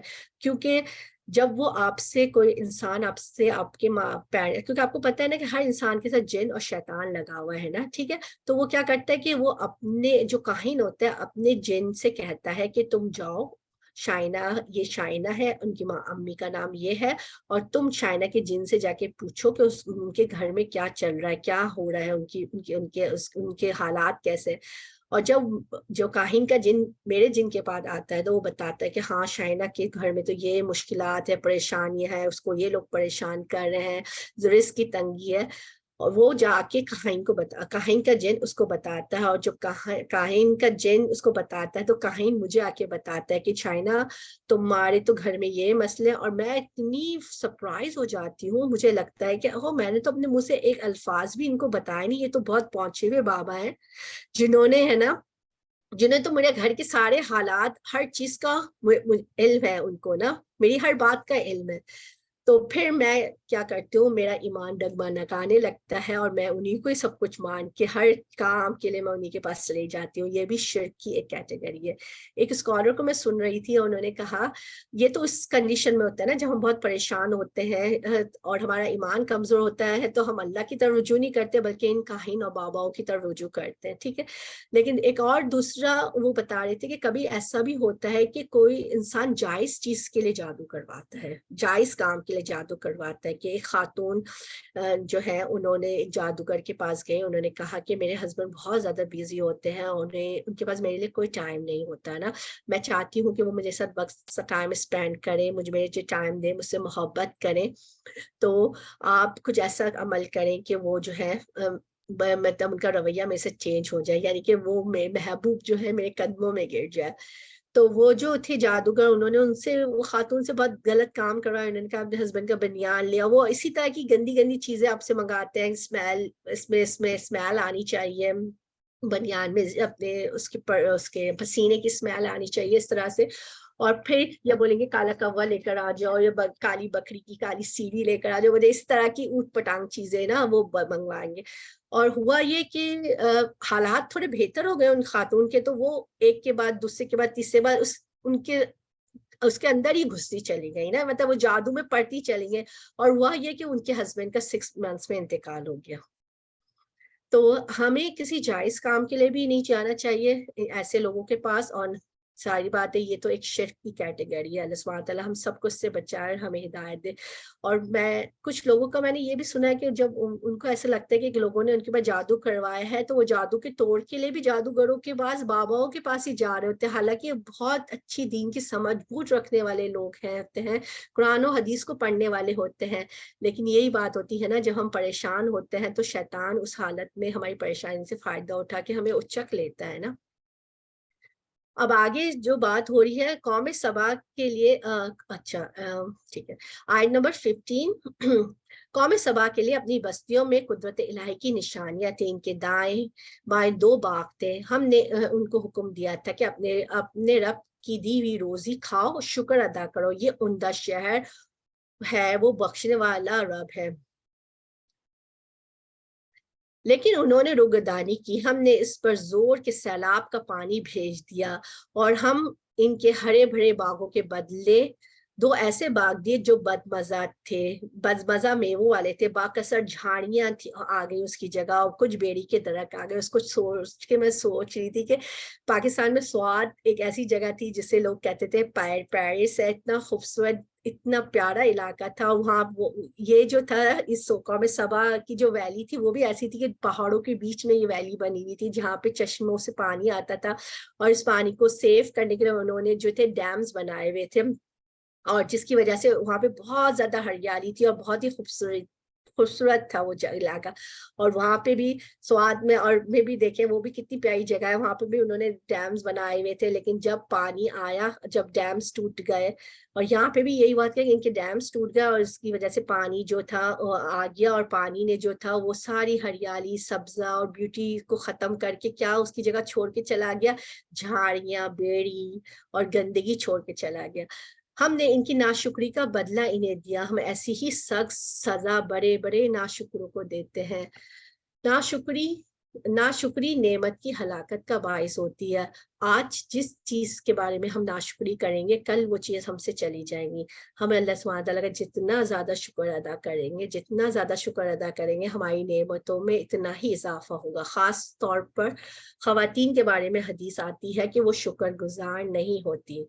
मैं कुछ लोगों की बातें सुन रही थी और मैं देख रही थी कि जब हम हज उम्रा पे जाते हैं तो वो इबादत एक मुशक्कत इबादत है ना। जब हज उम्रा की बात आती है तो फौरन ही माइंड में एक चीज आती है कि मुशक्कत इबादत है, राइट। उसमें मुशक्कत होगी, उसमें वॉक करना होगा, उसमें चलना होगा, मे बी शायद प्रॉपर खाना भी हमें ना मिले, मे बी शायद हम प्रॉपर पूरे दिन हम पानी भी ना पी पाए। एक मुशक्कत, बाथरूम्स के मसले होते हैं, वो जब सोचने के साथ ही ये सारी चीजें हमारे ध्यान में आ जाती है, मगर उसका बदला कितना बड़ा और कितना अच्छा है। लेकिन हम देखते हैं अपने इर्द गिर्द जब लोग जाकर आते हैं, कुछ लोग ये थे अल्लाह सुब्हानहू तआला ने उन्हें इतनी तौफीक दी होती है कि वो हर साल जा रहे होते हैं। कुछ लोग 6 मंथ्स में जा रहे होते हैं उम्रा करने के लिए, और कुछ लोग उनको इतनी हसरत से देखते हैं कि वाह, अल्लाह सुब्हानहू तआला ने उनमें कितना अपना फजल किया है कि अल्लाह ने अपने घर बार बार बुला रहा है। और फिर क्या होता है, जब वो लोग वहां से जाकर आते हैं तो सबसे पहली चीज वो क्या कहते हैं, बहुत ज्यादा गर्मी थी, बहुत ज्यादा रश था, बहुत ज्यादा वॉकिंग थी। आपको तो पता है मक्का मदीना में कितना चलना होता है। और उसके बाद कहते हैं अल्हम्दुलिल्लाह। आप देखिए शैतान ने हमें कैसे धोखे में डाल दिया। बिल्कुल इसी तरह से हमने अपने, अगर एक फ्रेंड को अपने खाने पे बुलाया, उसने बैठ के हमारे खाने की खूब बुराइयां की और कहा कि खाना ऐसा है, तुमने इसको सर्व सही तरह से सर्व नहीं किया, तुमने प्लेटें कैसी रखी हुई हैं, तुम्हें इस तरह से नहीं उस तरह से करना चाहिए। और फिर उसके बाद आखिर में वो कहेगी थैंक यू सो मच। तो आप क्या करेंगे उसके साथ? तो शैतान जो है ना, हमें 1000 नेकियों का काम करवा देता है और कुछ ऐसी चीजें हमसे करवा लेता है ना, वो सारी मिट्टी खत्म हो जाती है। आप देखिए मुशक्कत इबादत, एक बंदा जाकर आया, इतनी इसने मेहनत करी, अपना पैसा लगाया है, अपनी जान लगाई है, माल लगाई है, ईच एंड एवरीथिंग, अपनी नींद की कुर्बानियां दी है, और जब वो वहां से आया, शैतान ने उससे नाशुक्री करवा दी। तो हम सोचें कि हम जो है, हम सिर्फ बड़ी बड़ी चीजों को फोकस करते हैं ना नाशुक्री के लिए, हमने छोटी छोटी चीजों के बारे में भी सोचना है और अल्लाह से दुआ करते रहना है कि अल्लाह सुब्हानहू तआला हमें जो अपने फजल से जो भी अता करे, हमें उस अपना शुक्रगुजार बंदा बनाए, हर चीज में अल्लाह का शुक्र अदा करें। और सबसे बेहतरीन शुक्र है कि जब भी आपको रब से मोहब्बत आए, उसकी नेमतों का शुक्र अदा करने का दिल चाहे, शुक्र का सिजदा कर लें। शुक्र का सिजदा करने से क्या होता है कि अल्लाह सुब्हानहू तआला की कुर्बत नसीब होती है, अल्लाह सुब्हानहू तआला हमसे बहुत करीब होते हैं। आप ड्राइव कर रहे हैं, बच्चों ने कोई अच्छी प्रोग्रेस किया, ये कुछ भी हो गया, आप इशारे से सिजदा कर लें, आप गाड़ी चलाते चलाते सिजदा कर लें, और सिजदों की कसरत जो है जन्नत में जाने का भी बायस बनती है। अल्लाह सुब्हानहू तआला हम सबको अपने शुक्रगुजार बंदों में बना दे। और हमने इनकी और उनकी बस्तियों के दरमियान, जिसमें हमने बढ़कर दे रखी थी, चंद बस्तियां और आबाद रखी थी जो सरे राह जाहिर थी, और इनमें चलने की मंजिलें मुकर्रर थी। इनमें रातों और दिनों को भी अमन और अमान चलते फिरते, रात और दिन में भी जैसे वो अमन से ही चल रहे थे। यानी फलस्तीन की बस्तियों की बात की जा रही है कि यानी कि पूरी शारा जो यमन से फलस्तीन की तरफ थी या शाम की तरफ जाती थी, पूरे रास्ते को आबाद कर दिया था। जो जगह जगह जो था वहाँ पे जो है ऐसे स्पॉट्स बनाए गए थे जहाँ पे लोग रुक के जो है ब्रेक लेते और आराम करते। जैसे हम जब ट्रैवल करते हैं तो रेस्ट एरियाज आ रहे होते हैं, इसी तरह से। लेकिन उन्होंने फिर कहा, ए हमारे परवरदिगार, हमारा सफर दूर दराज कर दे। नाशुक्री की उन्होंने, चुनाता खुद उन्होंने अपने हाथों अपना बुरा किया, इसलिए हमने इन्हें गुज़श्ता फसानों की सूरत में कर दिया, इनके टुकड़े टुकड़े उड़ा दिए। बिलाशुबा हर एक सबर शुक्र करने वाले के लिए इस माजरे से बहुत सी इबरतें हैं। शैतान ने इनके बारे में अपना गुमान सच कर दिखाया, ये लोग सब के सब इसके ताबेदार बन गए सिवाय मोमिनों की एक जमात के। असल में जब इब्लीस ने कहा था ना कि मुझे मोहलत दे, मैं तेरे बंदों को बहकाऊंगा, तो उस वक्त उसको इतना यकीन नहीं था कि सारे ही बंदे बहक जाएंगे, लेकिन इसका गुमान था कि उसको पता था कि मैं ये काम कर सकता हूँ, और उसके गुमान की तस्दीक उन लोगों ने कर दी कि शैतान ने अपना वार चलाया और वो चल गया जिसको वो खुद भी नहीं जानता था। और क्या उसने अपना वार चलाया? हमें इंसानों को अल्लाह का नाशुक्रा बना दिया। हम शऊरी और गैर शऊरी तौर पे जो है ना, शैतान इसके साथ मिल के अल्लाह सुब्हानहू व तआला की नेमतों में नाशुक्री करते हैं। और शैतान जो है क़यामत के दिन अपने खुतबे में क्या कहेगा? मैंने वादा किया था लेकिन मैंने खिलाफवर्जी की, और मेरा तुम पर कोई गलबा नहीं है, मुझे तो रब्बुल आलमीन से डर लगता है। तो यहाँ पे एक चीज, छोटी सी बात शेयर करना चाहूंगी। शैतान का जो हमारे ऊपर जो कंट्रोल है ना, शैतान हमसे क्या करवाता है? शैतान जो है हमारे दिल में वसवसे डालता है, हम हमारे वसवसे डालता है हमारे माइंड में, हमारे दिल के अंदर, मगर शैतान का जो है हमारे एक्शन पे जो है वो कोई कंट्रोल नहीं है ना, ठीक है। इसका कंट्रोल इस तरह से नहीं है, वो हमें जबरदस्ती किसी चीज के लिए बताते हैं, वो इतना उसके वसवसे इतने स्ट्रांग होते हैं कि हम उसकी बातों में आके वो गलत काम कर लेते हैं, ठीक है। तो अब हमने सोचना क्या है? हमने अपने वसवसों पे, अपने माइंड पे कंट्रोल करना है। जब भी हमारे ध्यान में कोई नेगेटिव थॉट्स आ रहे हैं, हमारे दिल में कोई नेगेटिव बात आ रहे हैं, बी पॉजिटिव। चाहे वो कोई कैसी भी बात को, चाहे वो बहुत खराब बात हो, कोई बंदा है आपके साथ, उसने बहुत बुरा किया है, ठीक है, आपके दिल में उसके बारे में बहुत सी बुरी बुरी बातें भी आ रही हैं, मगर आप उसको फाइंड आउट करेंगे उसके अंदर क्या अच्छाई है, ओके अल्लाह सुब्हानहू व तआला इसके अंदर तो ये भी अच्छाई है, ठीक है। तो वो आप कि अगर हम पॉजिटिव रहेंगे ना तो हर चीज पॉजिटिव हो जाएगी। अगर हमने अपने आप को देखना है ना कि हम कितने ज्यादा शैतान के जाल में फंसे हुए हैं, हमने ये देखना है कि कभी भी हमारे सामने हर लम्हे अगर कोई बात आती है तो हम उसके बारे में, हमारे ध्यान में पॉजिटिव थॉट्स पहले आते हैं या नेगेटिव थॉट्स आते हैं पहले ना, किसी भी चीज के लिए। अगर हमारे जहन में नेगेटिव थॉट्स आते हैं तो इसका मतलब है कि हमें बहुत डरने की जरूरत है, अपनी इस्लाह करने की जरूरत है। और हमारे माइंड में अगर पॉजिटिव थॉट्स आते हैं तो हमें कोशिश करनी चाहिए और ज्यादा पॉजिटिव हो जाए, ठीक है। शैतान ने, अच्छा आगे चलने, आयत नंबर जो है 21। शैतान का इन पर कोई जोर और दबाव ना था, मगर इसलिए कि हम इन लोगों को जो आखिरत पर ईमान रखते हैं जाहिर कर दे इन लोगों में जो इससे शक में है, और आपका रब हर चीज पर निगहबान है। कह दीजिए अल्लाह के सिवा जिन जिन का तुम्हें गुमान है सबको पुकारो, ना इनमें से किसी को आसमानों और जमीन में से एक जरा का इख्तियार है, ना इनका इनमें कोई हिस्सा है, ना इनमें से कोई अल्लाह का मददगार है। शिफाआत भी उसके पास कुछ नफा ना देगी बजिस बजिस उनके जिसके लिए इजाजत हो। यहाँ तक कि जब जब इनके दिलों से घबराहट दूर कर दी जाएगी तो पूछते हैं कि तुम्हारे परवरदिगार ने क्या फरमाया? जवाब देते हैं कि हक फरमाया, वो बुलंद व बाला और बहुत बड़ा है। हमारे प्यारे नबी सल्लल्लाहु अलैहि वसल्लम जब सिफारिश करेंगे, जब अल्लाह सुब्हानहू व तआला उनको इजाजत देगा करने की, पूछते हैं कि तुम्हें आसमान और जमीन से रोजी कौन पहुंचाता है? खुद जवाब दीजिए कि अल्लाह ताला। सुनो, हम या तुम या तो यकीनन हिदायत पर है या खुली गुमराही पर है। कह दीजिए हमारे किए हुए गुनाहों की बाबत तुमसे कोई सवाल ना किया जाएगा, ना तुम्हारे अमाल की बात पर हमसे की जाएगी।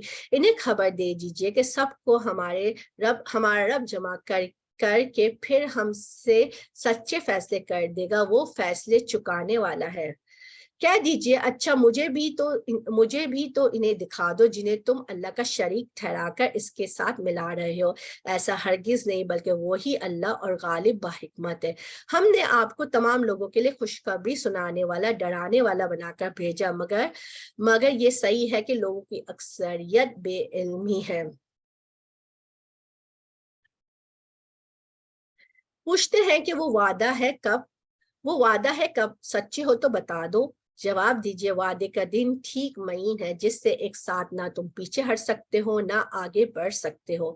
کافروں نے کہا کہ ہم ہرگز نہ تو اس قرآن کو مانیں گے نہ اس سے پہلے کی کتابوں کو۔ اے دیکھنے والے، کاش کہ تو ان ظالموں کو اس وقت دیکھتا جب یہ اپنے رب کے سامنے کھڑے ہوں گے، ایک دوسرے کو الزام لگا رہے ہوں گے۔ کمزور لوگ بڑے لوگوں سے کہیں گے اگر تم نہ ہوتے تو ہم مومن ہوتے، یعنی کہ وہ کہیں گے تم ہی لوگوں نے تو ہمیں بہکایا ہے۔ یہ بڑے لوگ ان کمزوروں کو جواب دیں گے کہ کیا تمہارے پاس ہدایت آ چکنے کے بعد ہم نے تمہیں اس سے روکا تھا؟ نہیں، بلکہ تم خود ہی مجرم ہو۔ ہدایت تو ہمارے پاس آ چکی ہے، قرآن اور سنت ہمارے پاس موجود ہے، پھر ہم کیوں دوسروں کی طرف دیکھتے ہیں؟ علم کیوں نہیں حاصل کرتے؟ خود نہیں معلوم کرتے کیا درست ہے کیا نہیں؟ اور آج جو علم ہمارے فنگر ٹپس میں، آپ ایک فنگر ٹپس پہ آپ جائیں، آپ کو حدیث کی ساری کتابیں مل جاتی ہیں۔ آپ کوئی قرآن کی کوئی آیت کو تلاش کریں یا کوئی ریفرنس ڈھونڈنے، کتنی آسان علم حاصل کرنا ہمارے لیے ہو گیا ہے۔ وہ کہیں گے تم خود ہی نہیں چاہتے تھے کہ ہدایت کی راہ پر چلنا، تو اس لیے تم نے ہمارا سہارا لیا تھا۔ یہ بھی غلط کر لیں، ہم بھی غلط کر لیں تو کیا ہو جائے گا؟ لیکن آج ہم بھی پکڑے ہوئے ہیں اور تم بھی پکڑے ہوئے ہیں، کیونکہ جس طرف کو ہوا چلتی ہے اس طرف چلنا بہت آسان ہو جاتا ہے نا، لیکن ہوا کے اپوزٹ پوزیشن میں چلنا بہت زیادہ مشکل ہوتا ہے۔ اگر معاشرے میں کوئی غلط کام ہو رہا ہے، لوگ غلط کام کر رہے ہیں، تو ہم لوگوں کو صرف یہ سوچ کے کہ وہ غلط کام کریں تو ہم بھی کر لیں، اس طرح سے نہیں ہونا چاہیے، بلکہ اپنی اصلاح کرنی چاہیے۔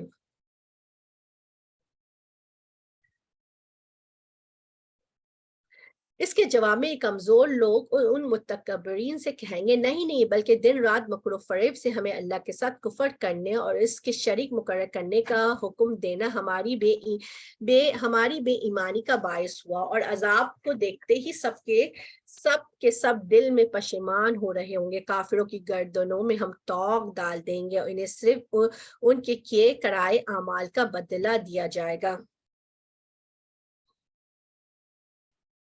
اور یہ جو بتایا جا رہا ہے نا کہ کافروں کی گردنوں میں توق ڈال دیں گے، تو توق ڈالنے کے بارے میں حدیث ہے، اس کا مفہوم یہ ہے کہ ان کی گردنوں میں توق اس لیے نہیں ڈالے جائیں گے کہ جو ہے اللہ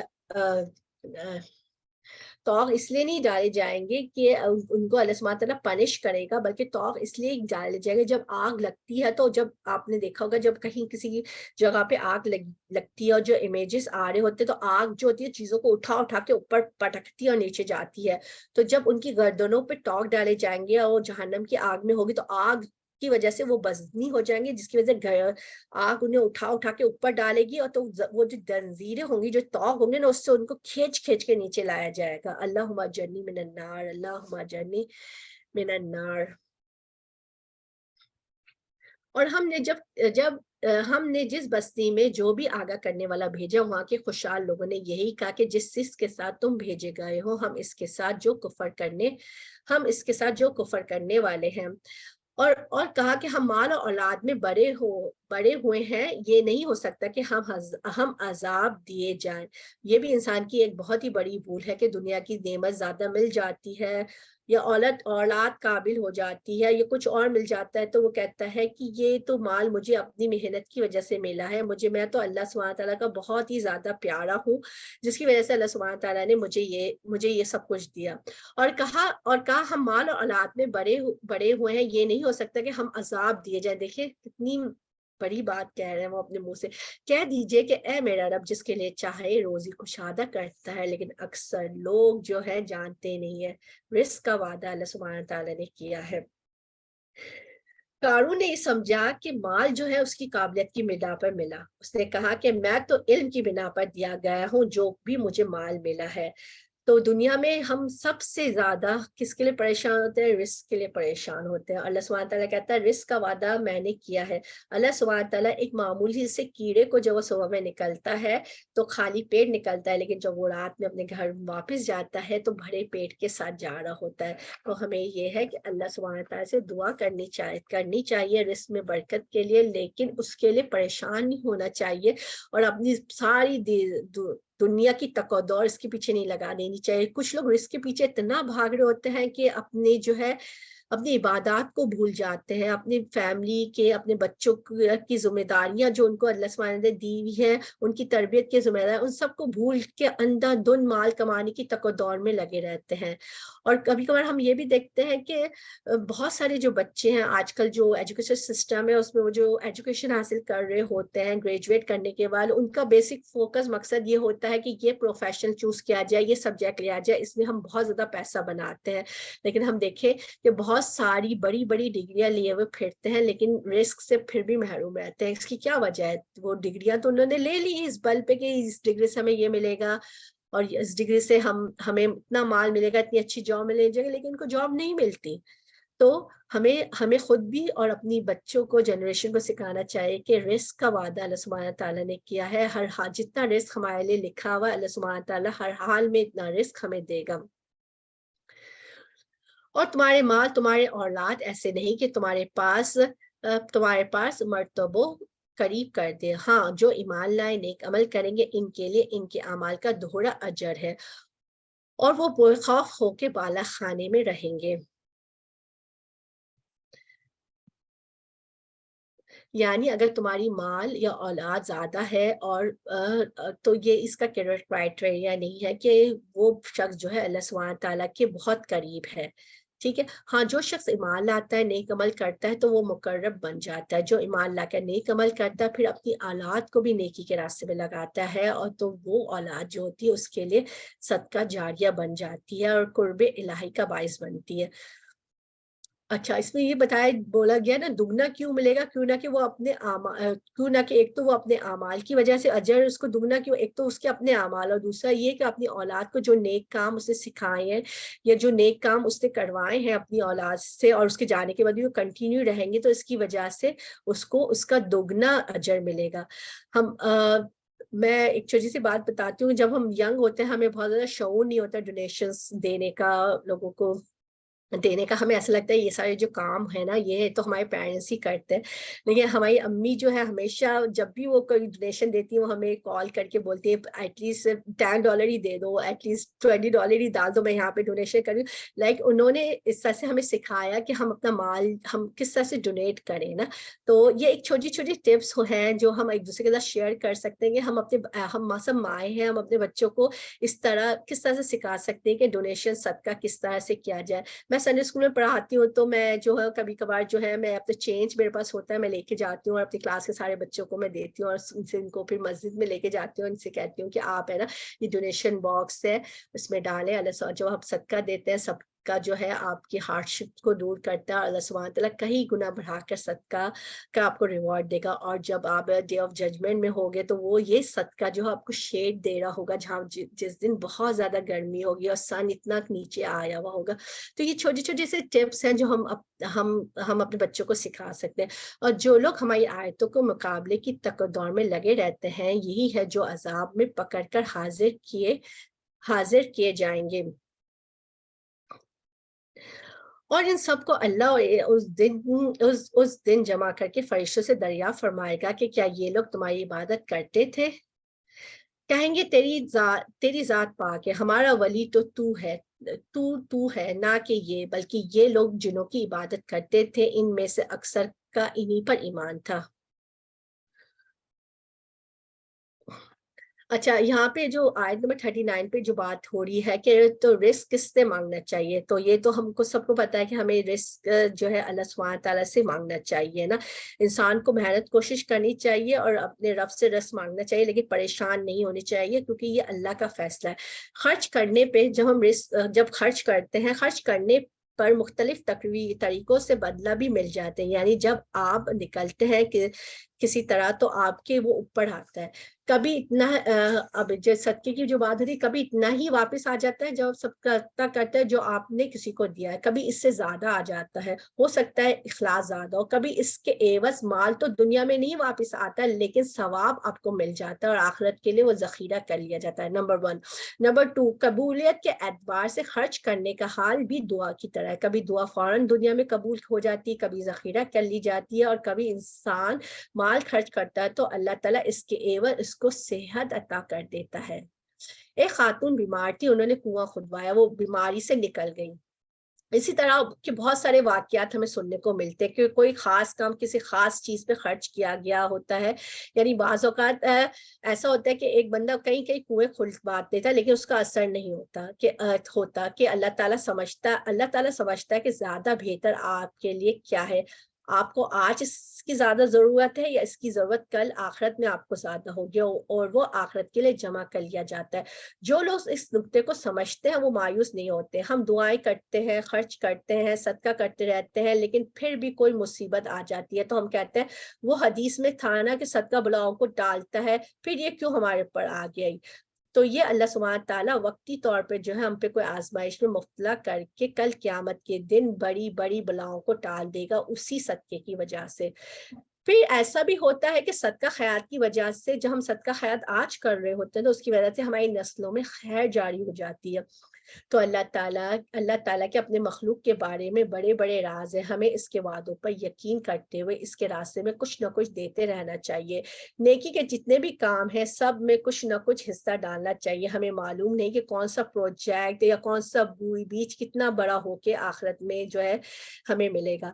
یاد رکھیے کہ خرچ صرف صدقہ ہی نہیں بڑھاتا بلکہ زکوٰۃ بھی اللہ کے چہرے کی خاطر اگر ہم دیں گے تو اس کا بھی اجر بہت بڑا ہوگا. پیارے نبی صلی اللہ علیہ وسلم نے فرمایا مجھ سے فرمایا خرچ کرو تم پر خرچ کیا جائے گا. صدقہ دینے سے مال کم نہیں ہوتا. قیامت کے دن ہر انسان اپنے صدقے کے سائے میں ہوگا جبکہ صورت بہت قریب ہوگا. انسان کے اوپر جو امبریلا ہوگا وہ اس کے صدقے کا ہی ہوگا. لیکن فضول خرچ کرنے پر انسان کو اللہ تعالیٰ کی طرف سے کوئی بدلہ نہیں ملے گا. اور جب ان کے سامنے ہماری صاف صاف آیتیں پڑھی جاتی ہیں تو کہتے ہیں کہ یہ ایسا شخص ہے جو تمہیں تمہارے باپ دادا کے معبود سے روک دینا چاہتا ہے. اس کے سوا کوئی بات نہیں. اور کہتے ہیں یہ تو گھڑا ہوا جھوٹ ہے اور حق ان کے پاس آ چکا ہے. پھر بھی کافر یہی کہتے ہیں یہ کھلا ہوا جادو ہے. اور ان سے پہلے کے لوگوں نے بھی ہماری آیتوں کو جھٹلایا تھا. انہیں ہم نے جو دے رکھا تھا یہ تو اس کے 10ویں حصے بھی نہیں پہنچے. بس انہوں نے میرے رسولوں کو جھٹلایا. پھر دیکھ کہ میرا عذاب کیسا سخت تھا. کہہ دیجئے میں تمہیں صرف ایک بات کی نصیحت کرتا ہوں کہ تم اس کے واسطے ضد چھوڑ کے دو مل کے تنا کھڑے ہو کے سوچو تو صحیح تمہارے اس رفیق کا کوئی جنون تو نہیں. وہ تمہیں ایک بڑے اور سخت عذاب کے آنے سے پہلے ہی ڈرانے والا ہے. کہہ دیجئے کہ میں تمہیں ایک صاف بات کی نصیحت کرتا ہوں کہ تم اللہ کے واسطے ضد چھوڑ کے اچھا یہ تو ہم نے پڑھ لیا آگے چلتے. کہہ دیجئے کہ میرا رب حق اور سچی وحی نازل فرماتا ہے. وہ ہر غیب کو جاننے والا ہے. کہہ دیجئے کہ حق آ چکا. باطل نہ پہلے کچھ کر سکا نہ وہ کر سکے گا. کہہ دیجئے اگر میں بہک جاؤں تو میرے بہکنے کا وبال مجھ پر ہے. اگر میں راہ ہدایت پر ہوں تو یہ سب اس وحی کے جو میرے پروردگار مجھے کرتا ہے. وہ بڑا ہی سننے والا بہت ہی قریب ہے. اس کے بارے میں آتا ہے کہ اللہ سبحانہ تعالیٰ کہتے ہیں کہ جب میرا بندہ میرے جو پکارتا ہے تو اس کو بتا دو. حدیث قدسی ہے کہ جب بندہ میرے بارے میں سوال کرتا ہے تو اس سے بتا دو میں اس کے بہت ہی قریب ہوں. جب وہ میرے سے دعا کرتا ہے تو میں دعا قبول کرتا. جب بھی وہ مجھ سے دعا مانگتا ہے تو میں اس کی دعا قبول کرتا ہوں. تو اسے چاہیے کہ میرے حکموں کو مانے مجھ پہ ایمان لائے تاکہ وہ ہدایت پا جائے. اور اگر آپ وہ وقت ملاحظہ کریں کہ جبکہ کافر گھبرائے پھریں گے اور پھر نکل بھاگنے کی کوئی صورت نہ ہوگی اور قریب کی جگہ سے گرفتار کر لیے جائیں گے. اس وقت کہیں گے کہ ہم اس قرآن پر ایمان لائے لیکن اس قدر دور جگہ سے کیسے ہاتھ آ سکتی ہے. اس سے پہلے تو انہوں نے اس سے کفر کیا تھا اور دور دراز سے بن دیکھے بھٹکتے رہے. ان کی چاہتوں اور ان کے درمیان پردہ حائل کر دیا گیا جیسے کہ اس سے پہلے بھی ان جیسوں کے ساتھ کیا گیا. وہ بھی انہی کی طرح شک اور تردد میں پڑے ہوئے تھے. الحمدللہ انشاءاللہ تعالی ہم سورۃ الفاتر کو ہم شروع کریں گے. بسم اللہ الرحمن الرحیم. شروع کرتا ہوں اللہ کے نام سے جو بہت مہربان نہایت رحم کرنے والا ہے. الحمدللہ Alhamdulillah fatir as-samawati wal-ardi ja'ilil malaikati rusulan uli ajnihatim masna wa sulasa wa ruba' yazidu fil khalqi ma yasha inna allaha ala kulli shay'in قدیر۔ اللہ کے نام سے شروع کرتا ہوں جو بہت مہربان رحم کرنے والا ہے۔ اس اللہ کے لیے تمام تعریفیں ہیں جو ابتدا آسمان اور زمین کا پیدا کرنے والا ہے، دو دو تین تین چار چار پروں والے فرشتوں کو اپنا قاصد بنانے والا ہے، اور مخلوق میں جو چاہے زیادتی کرتا ہے۔ اللہ تعالیٰ کی نہ ہر چیز پر قادر ہے۔ ہم نے فرشتوں کو نہیں دیکھا، لیکن اللہ سبحانہ تعالیٰ نے اس کی ڈسکرپشن ہمیں بتائی ہے کہ ان میں بھی درجے ہیں۔ جبرائیل علیہ السلام کے 600 پر تھے۔ پیارے نبی فرماتے ہیں کہ میں نے سدرۃ المنتہا کے پاس جبرائیل علیہ السلام کو دیکھا تو ان کے 600 پر تھے جس سے موتی اور یاقوت جھڑ رہے تھے۔ ان کے پروں میں جو ہے فرشتوں اور ان کے پروں کا جو ریڈ کلر جو تھا وہ ریڈ کلر کا تھا۔ ان کے پروں میں جو ہوتے ہیں، فرشتوں کے پروں میں جو ہوتی ہے بہت زیادہ طاقت ہوتی ہے، جبکہ پرندوں کے فیدرز جو ہوتے ہیں وہ بہت ہی کمزور ہوتے ہیں۔ زمزم کے کنویں کے بارے میں آتا ہے کہ ایک فرشتے نے اپنی ایڑی اس پر رکھی تو گڑا ہو گیا جس سے پانی ابلنے لگا۔ اسی طرح قوم لوط کی بستی کو جبرائیل علیہ السلام نے پر کے ایک کنارے سے اٹھا کر اوپر سے نیچے پھینک دیا۔ اللہ تعالیٰ جو رحمت لوگوں کے لیے کھول دے سو اس کا کوئی بند کرنے والا نہیں، جس کو بند کر دے تو اس کے بعد اس کا کوئی جاری کرنے والا نہیں، وہی غالب ہے۔ تو اس کے لیے کیا کرنا جائز ہے؟ یا حیو یا قیوم برحمتک استغیث کہہ کر اس کو پکارے۔ لوگوں تم پر جو انعام اللہ نے کیے ہیں انہیں یاد کرو۔ کیا اللہ کے سوا اور کوئی بھی خالق ہے جو تمہیں آسمان زمین سے روزی پہنچائے؟ اس کے سوا کوئی معبود نہیں، بس تم کہاں الٹے جاتے ہو۔ اگر یہ آپ کو جھٹلائے تو آپ سے پہلے کے تمام رسول بھی جھٹلائے جا چکے ہیں۔ تمام کام اللہ ہی کی طرف سے لوٹائے جائیں گے۔ لوگوں اللہ کا وعدہ سچا ہے، تمہیں زندگانی دنیا دھوکے میں نہ ڈالے، نہ دھوکے باز شیطان غفلت میں ڈالے۔ دنیا کی زندگی کا دھوکہ کیا ہے کہ جب نعمتیں ملتی ہیں تو اس کو پا کے انسان یہ سمجھتا ہے کہ یہ میرے پاس سے کبھی بھی نہیں جائے گی، یہ ہمیشہ میرے ہی پاس رہے گی۔ اللہ کے بارے میں دھوکہ کیا ہے؟ جو مرضی کر لو، اللہ غفور الرحیم ہے۔ نسرین باجی کی مجھے ایک بات یاد آئی، بہت ہی پیاری بات لگی تھی کہ ایک اسٹوڈنٹ نے کہا ہمیں کہ ہم نماز میں کچھ میمورائز وہ کریں تھی، انہوں نے کہا نماز میں پڑھتی ہوں تو میں بالکل صحیح پڑھتی ہوں، اور جب میں اپنی ٹیچر کو سناتی ہوں تو میں اتنی غلطیاں کرتی ہوں۔ تو اس میں نسرین باجی نے کہا کہ اللہ کے سامنے سنانا بہت آسان ہے۔ تو دیکھیں اللہ تو ہم بھی یہ کہتے ہیں نا جو مرضی چاہے کر لو، اللہ غفور الرحیم ہے، اللہ سبحانہ تعالیٰ معاف کر دے گا۔ اللہ تو ہمیں اللہ سبحانہ تعالیٰ کی دوسری صفات کو بھی نہیں بھولنا چاہیے، اللہ قہار اور جبار بھی تو ہے نا۔ جانو وہ اپنے گروہ کو صرف اس لیے ہی بلاتا ہے کہ وہ سب جہنم وصل ہو جائے۔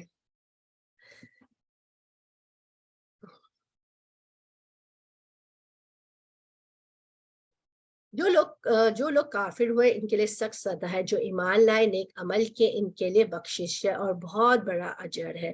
کیا بس وہ شخص جس کے لیے اس کے برے اعمال مزید کر دیے گئے ہیں بس وہ انہیں اچھا سمجھتا ہے؟ کیا وہ ہدایتی یافتہ شخص جیسا؟ یقین مانو کہ اللہ جسے چاہے گمراہ کرتا ہے، جسے چاہے راہ راست دکھاتا ہے۔ بس آپ ان پر غم کھا کر کے اپنی جان ہلاکت میں نہ ڈالیں۔ جو کچھ کر رہے ہیں اس سے یقیناً اللہ تعالیٰ بخوبی واقف ہے۔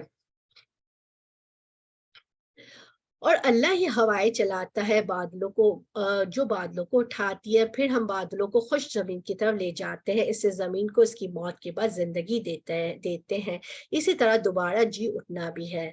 جو شخص عزت حاصل کرنا چاہتا ہے تو اللہ تعالیٰ ہی کی ساری عزت ہے۔ تمام سترے کلمات اسی کی طرف چلتے ہیں، نیک اعمال اس کو بلند کرتے ہیں۔ جو لوگ برائی کے داؤ گھاٹ میں لگے رہتے ہیں ان کے لیے سخت ترین عذاب ہے، ان کا یہ مکر برباد ہو جائے گا۔ بعض اوقات انسان اپنی عزت بنانے کے لیے جھوٹے کام کرتا ہے، دھوکہ دیتا ہے، منافقت کرتا ہے، لیکن یہ بھول جاتا ہے کہ عزت کا مالک کون ہے؟ اللہ تمہارا تعالیٰ، یہ اللہ ہی اسے دے گا، اسی لیے اللہ کو راضی کرنے کی ضرورت ہے۔ کیونکہ نہ کہ جب اللہ سبحانہ تعالیٰ راضی ہو جائے گا تو جبرائیل علیہ السلام کو منادی کر کے کہتا ہے کہ فلاں فلاں سے میں راضی ہو گیا ہوں، فلاں سے محبت کرتا ہوں، تم بھی اس سے محبت کرو، تو وہاں سب کے سب اس سے محبت کرنے لگتے ہیں۔ کون کرتے ہیں؟ فرشتے محبت کرتے ہیں۔ پھر فرشتے دنیا میں منادی کرا دیتے ہیں کہ اللہ، اس کا رسول، فرشتے سے محبت، اللہ جبرائیل علیہ السلام اور فرشتے سے محبت کرتے ہیں، تم بھی اس سے محبت کرتے ہو۔ دنیا میں بھی لوگ اس سے محبت کرنے لگتے ہیں۔ اس کی وجہ کیا ہوتی ہے کہ ہم جو ہے اللہ کو راضی کرنے کے لیے نیک کام کرتے ہیں، اللہ کو خوش کرنے کے لیے ایک کام کرتے ہیں۔ کبھی ایسا بھی ہوتا ہے کہ کسی کے لیے ہمارے دل میں اتنی محبت ہوتی ہے، حالانکہ وہ شخص نہ تو ہم سے ملا ہوتا ہے، نہ ہی ہم نے اس سے بات کی بھی ہوتی ہے، لیکن ہم جب بھی دعائیں کر رہے ہوتے ہیں اس کا نام ہم ضرور لے کے دعا کرتے ہیں، یا اور ہم اس کی ہر بات ہم چاہتے ہیں کہ کسی اور کے تھرو مجھے پتہ چلے، ہم ان کو سوچنے کی کوشش کرتے ہیں اور سننے کی کوشش کرتے ہیں۔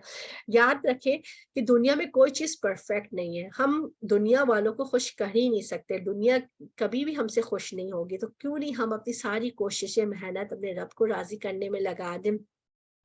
لوگوں، اللہ نے تمہیں مٹی سے پیدا کیا، پھر تمہیں جوڑے جوڑے مرد عورت بنایا، عورتوں کا حاملہ ہونا، بچوں کا پیدا ہونا سب اس کے علم میں ہے۔ جو بھی بڑی بڑی عمر والا عمر دیا گیا اور جس کی گھٹنے وہ سب کتاب میں لکھا ہوا ہے، اللہ تعالیٰ پر یہ بات بالکل آسان ہے۔ اچھا، یہ اس میں جو بات کی گئی تھی نا، پاکیزہ کلمات اوپر کی طرف جاتے ہیں، تو پاکیزہ کلمات جو ہوتے ہیں وہ کون سے ہوتے ہیں؟ اچھی باتیں جو ہوتی ہیں وہ پاکیزہ کلمات ہے۔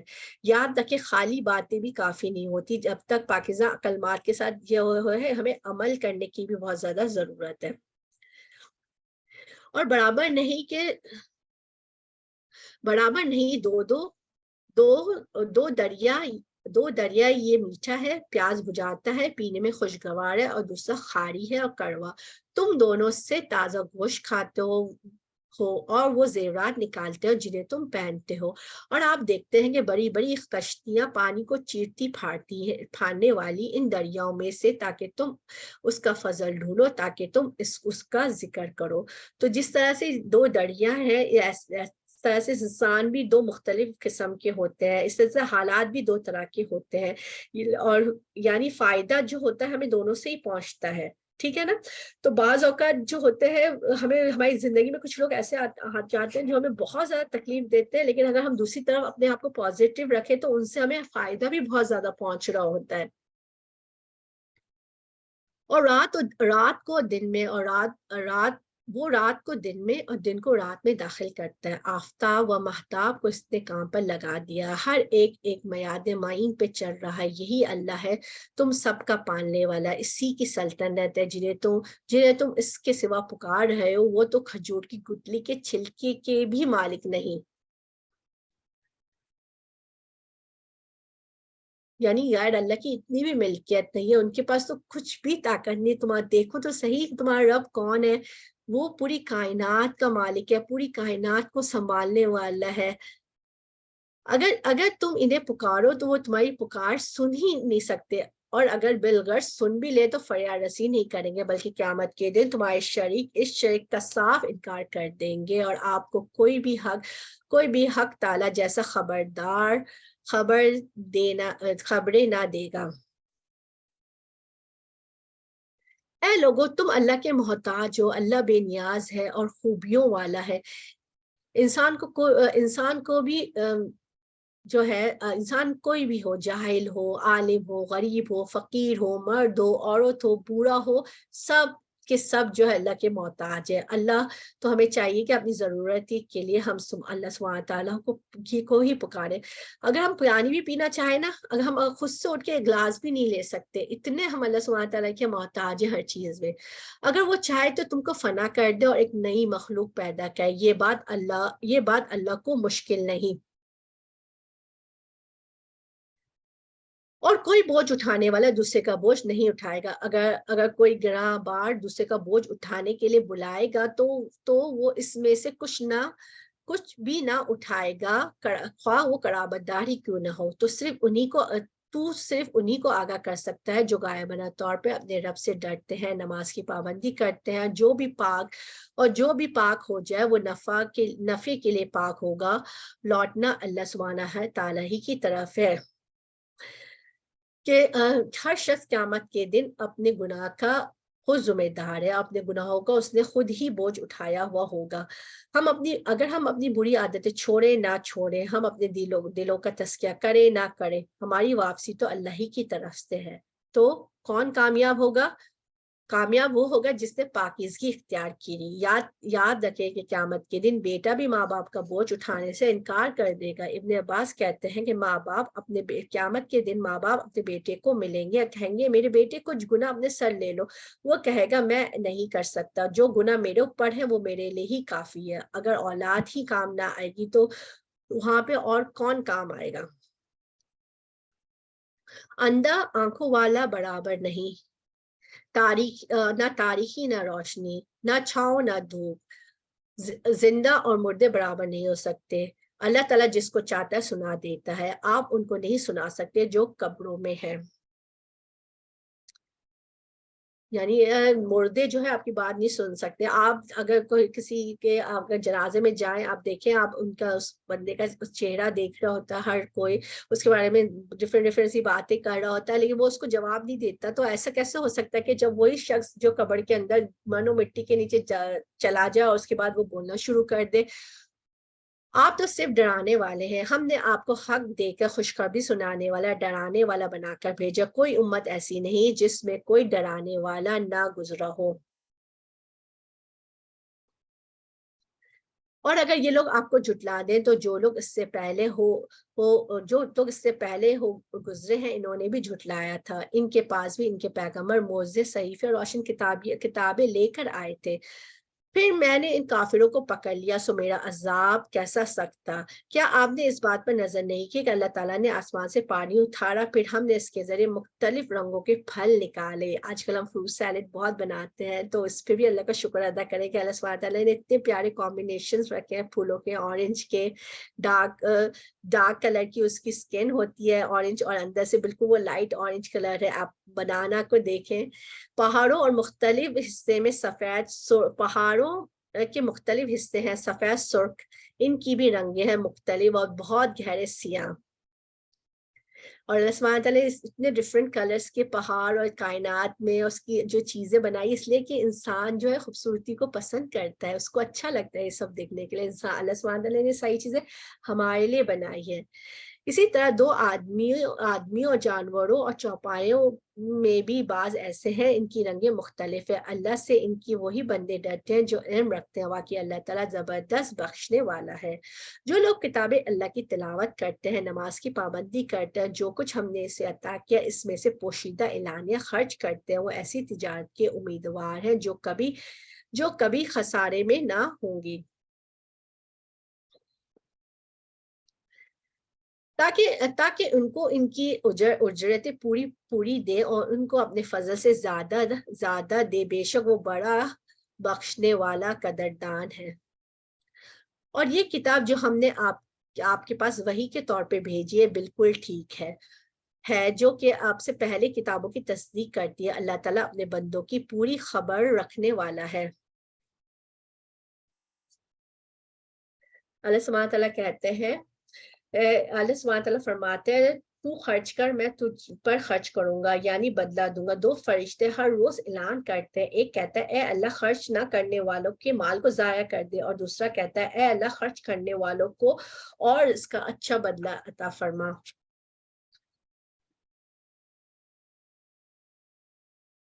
اور ہم نے ان لوگوں کو اس کتاب کا وارث بنایا جس کو ہم نے اپنے بندوں میں پسند فرمایا۔ پھر بعض تو ان میں اپنی جان پر ظلم کرنے والے ہیں اور بعض ان میں متوسط درجے کے ہیں، بعض ان میں اللہ کی توفیق سے نیکیوں میں ترقی کیے جاتے ہیں، یہ اللہ کا فضل ہے۔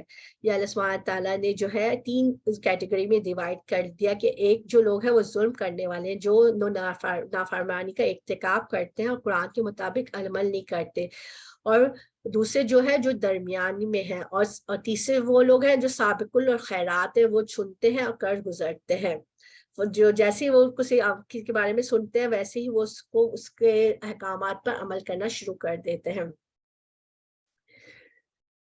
اور وہ باغ میں ہمیشہ رہیں گے جس میں یہ لوگ داخل ہوں گے. سونے کے کنگن اور موتی پہنائے جائیں گے اور پوشاک ان کی ریشم کی ہوگی. اور وہ کہیں گے اللہ کا لاکھ لاکھ شکر جس نے ہم پر غم دور کر دیا. بے شک ہمارا پروردگار بڑا قدردان ہے. وہاں پہنچ کر ہم کیا کہیں گے؟ وہاں پہنچ کے بھی الحمدللہ کہیں گے. سورہ فاتر کے شروع میں بھی الحمدللہ آیا ہے. مومنوں کو کون سے غم ہوں گے وہاں پہ ابن عباس کہتے ہیں کہ جہنم میں گرنے کا غم کہ کہیں پرسرات سے پسل کے نیچے نہ گر جائے. قتادہ کہتے ہیں موت کا غم، یعنی جو کچھ بھی کرتے ہیں انہیں اپنی موت نہیں بھولتی، وہ ان کے سامنے ہی ہمیشہ رہتی ہے جب بھی وہ دنیا کے کام کرتے ہیں. مقاتل کہتے ہیں وہ اس بات کا غم کرتے ہیں کہ انہیں یہ نہیں پتا کہ اللہ تعالیٰ ہمارے ساتھ کیا معاملہ کرے گا، ہمارا کیا بنے گا، ہماری نیکیاں قبول ہوں گی یا نہیں. اکرما کہتے ہیں برائیوں اور گناہوں کا غم کہ اللہ بہت قصور کر برائیوں کا غم کہ اللہ بہت قصور کر لیے، اور نیکیاں کہ ہم نے بہت قصور کر لیے، کہیں ایسا نہ ہو جائے کہ ہماری جو ہے ساری نیکیاں جو ضائع ہو جائیں. ہم نے جس کو اپنے فضل سے ہمیشہ رہنے کے مقام پہ اتارا جہاں نہ جہاں نہ ہم کو کوئی تکلیف پہنچے گی نہ ہم کو کوئی خستگی پہنچے گی. اور جو لوگ کافر ہیں ان کے لیے دوزخ کی آگ ہے، نہ ان کی فضا ہی آئے گی کہ مر ہی جائے، نہ دوزخ کا عذاب ان سے ہلکا کیا جائے گا. ہر کافروں کو ایسی ہی سزا سنائی دی جائے گی. حضرت عبداللہ بن عمر رضی اللہ عنہ کہتے ہیں جہنمی لوگ مالک یعنی دروغہ جہنم کو پکاریں گے تو وہ انہیں 40 سال تک جواب نہ دے گا. وہ چیخے چلائیں گے یا مالک، لیکن وہ ان کو دیکھے گا بھی نہیں. 40 سال کے بعد جب بولے گا تو کہے گا کہ تم ادھر ہی رہنے والے ہو مت چیخو چلاؤ، یہی رہو گے، کوئی فائدہ نہیں بلانے کا. پھر وہ اپنے رب کو پکاریں گے، کہیں گے اے ہمارے رب ہمیں اس سے نکال دے، اگر ہم اس طرح دوبارہ کریں تو ہم ظالموں میں سے ہوں گے. تو اللہ سبحانہ تعالیٰ ان کو اتنی مدت تک جواب نہیں دے گا جتنی دنیا کی مدت میں رہ چکے ہیں. پھر وہ فرمائے گا اس میں ذلیل ہو کے پڑے رہو، کوئی بات نہ کرو. پھر وہ لوگ مایوس ہو جائیں گے کہ کچھ سننے والا نہیں. اس لیے کتنا ضروری ہے کہ انسان خود بھی ناشکر سے بچے، کفر سے بچے، اور دوسروں کو بھی بچنے کی فکر کرے، دوسروں کو بھی بتائے کہ ناشکری نہیں کرنے چاہیے، ورنہ کہ جہنم کا عذاب تو بہت ہی زیادہ سخت ہے. وہ لوگ جو اس طرح چلائیں گے اے ہمارے رب ہم کو نکال لے، ہم اچھے کام کریں برخلاف ان کاموں کے جو کیا کرتے گئے. اللہ سبحانہ تعالیٰ کہے گا کہ کیا ہم نے تم کو اتنی عمر نہ دی تھی؟ جس کو سمجھنا ہوتا وہ سمجھ سکتا تھا، تمہارے پاس ڈرانے والا بھی آ پہنچا تھا. سو مزے چکھو کہ ایسے ظالموں کا کوئی مددگار نہیں. بے شک اللہ تعالیٰ جاننے والا ہے آسمان و زمین کی پوشیدہ چیزوں کا، بے شک وہی جاننے والا ہے سینوں کی باتوں کو. وہی ہے جس نے تم کو زمین میں آباد کیا. سو جو شخص کفر کرے گا اس کے کفر کا وبال اسی پہ پڑے گا. کون سا وبال ہوگا؟ جو ابھی ہم پیچھے پڑھ سکے ہیں. تو دنیا میں ایمان والے جب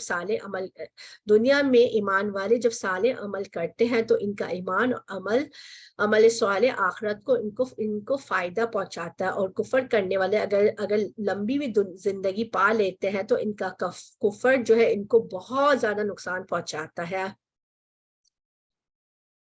اور کافروں کے لیے ان کے کفر ان کے پروردگار کے نزدیک ناراضگی کا باعث ہوتا ہے. کافروں کے لیے ان کا کفر خسارے ہی میں بڑھنے کا باعث ہوتا ہے.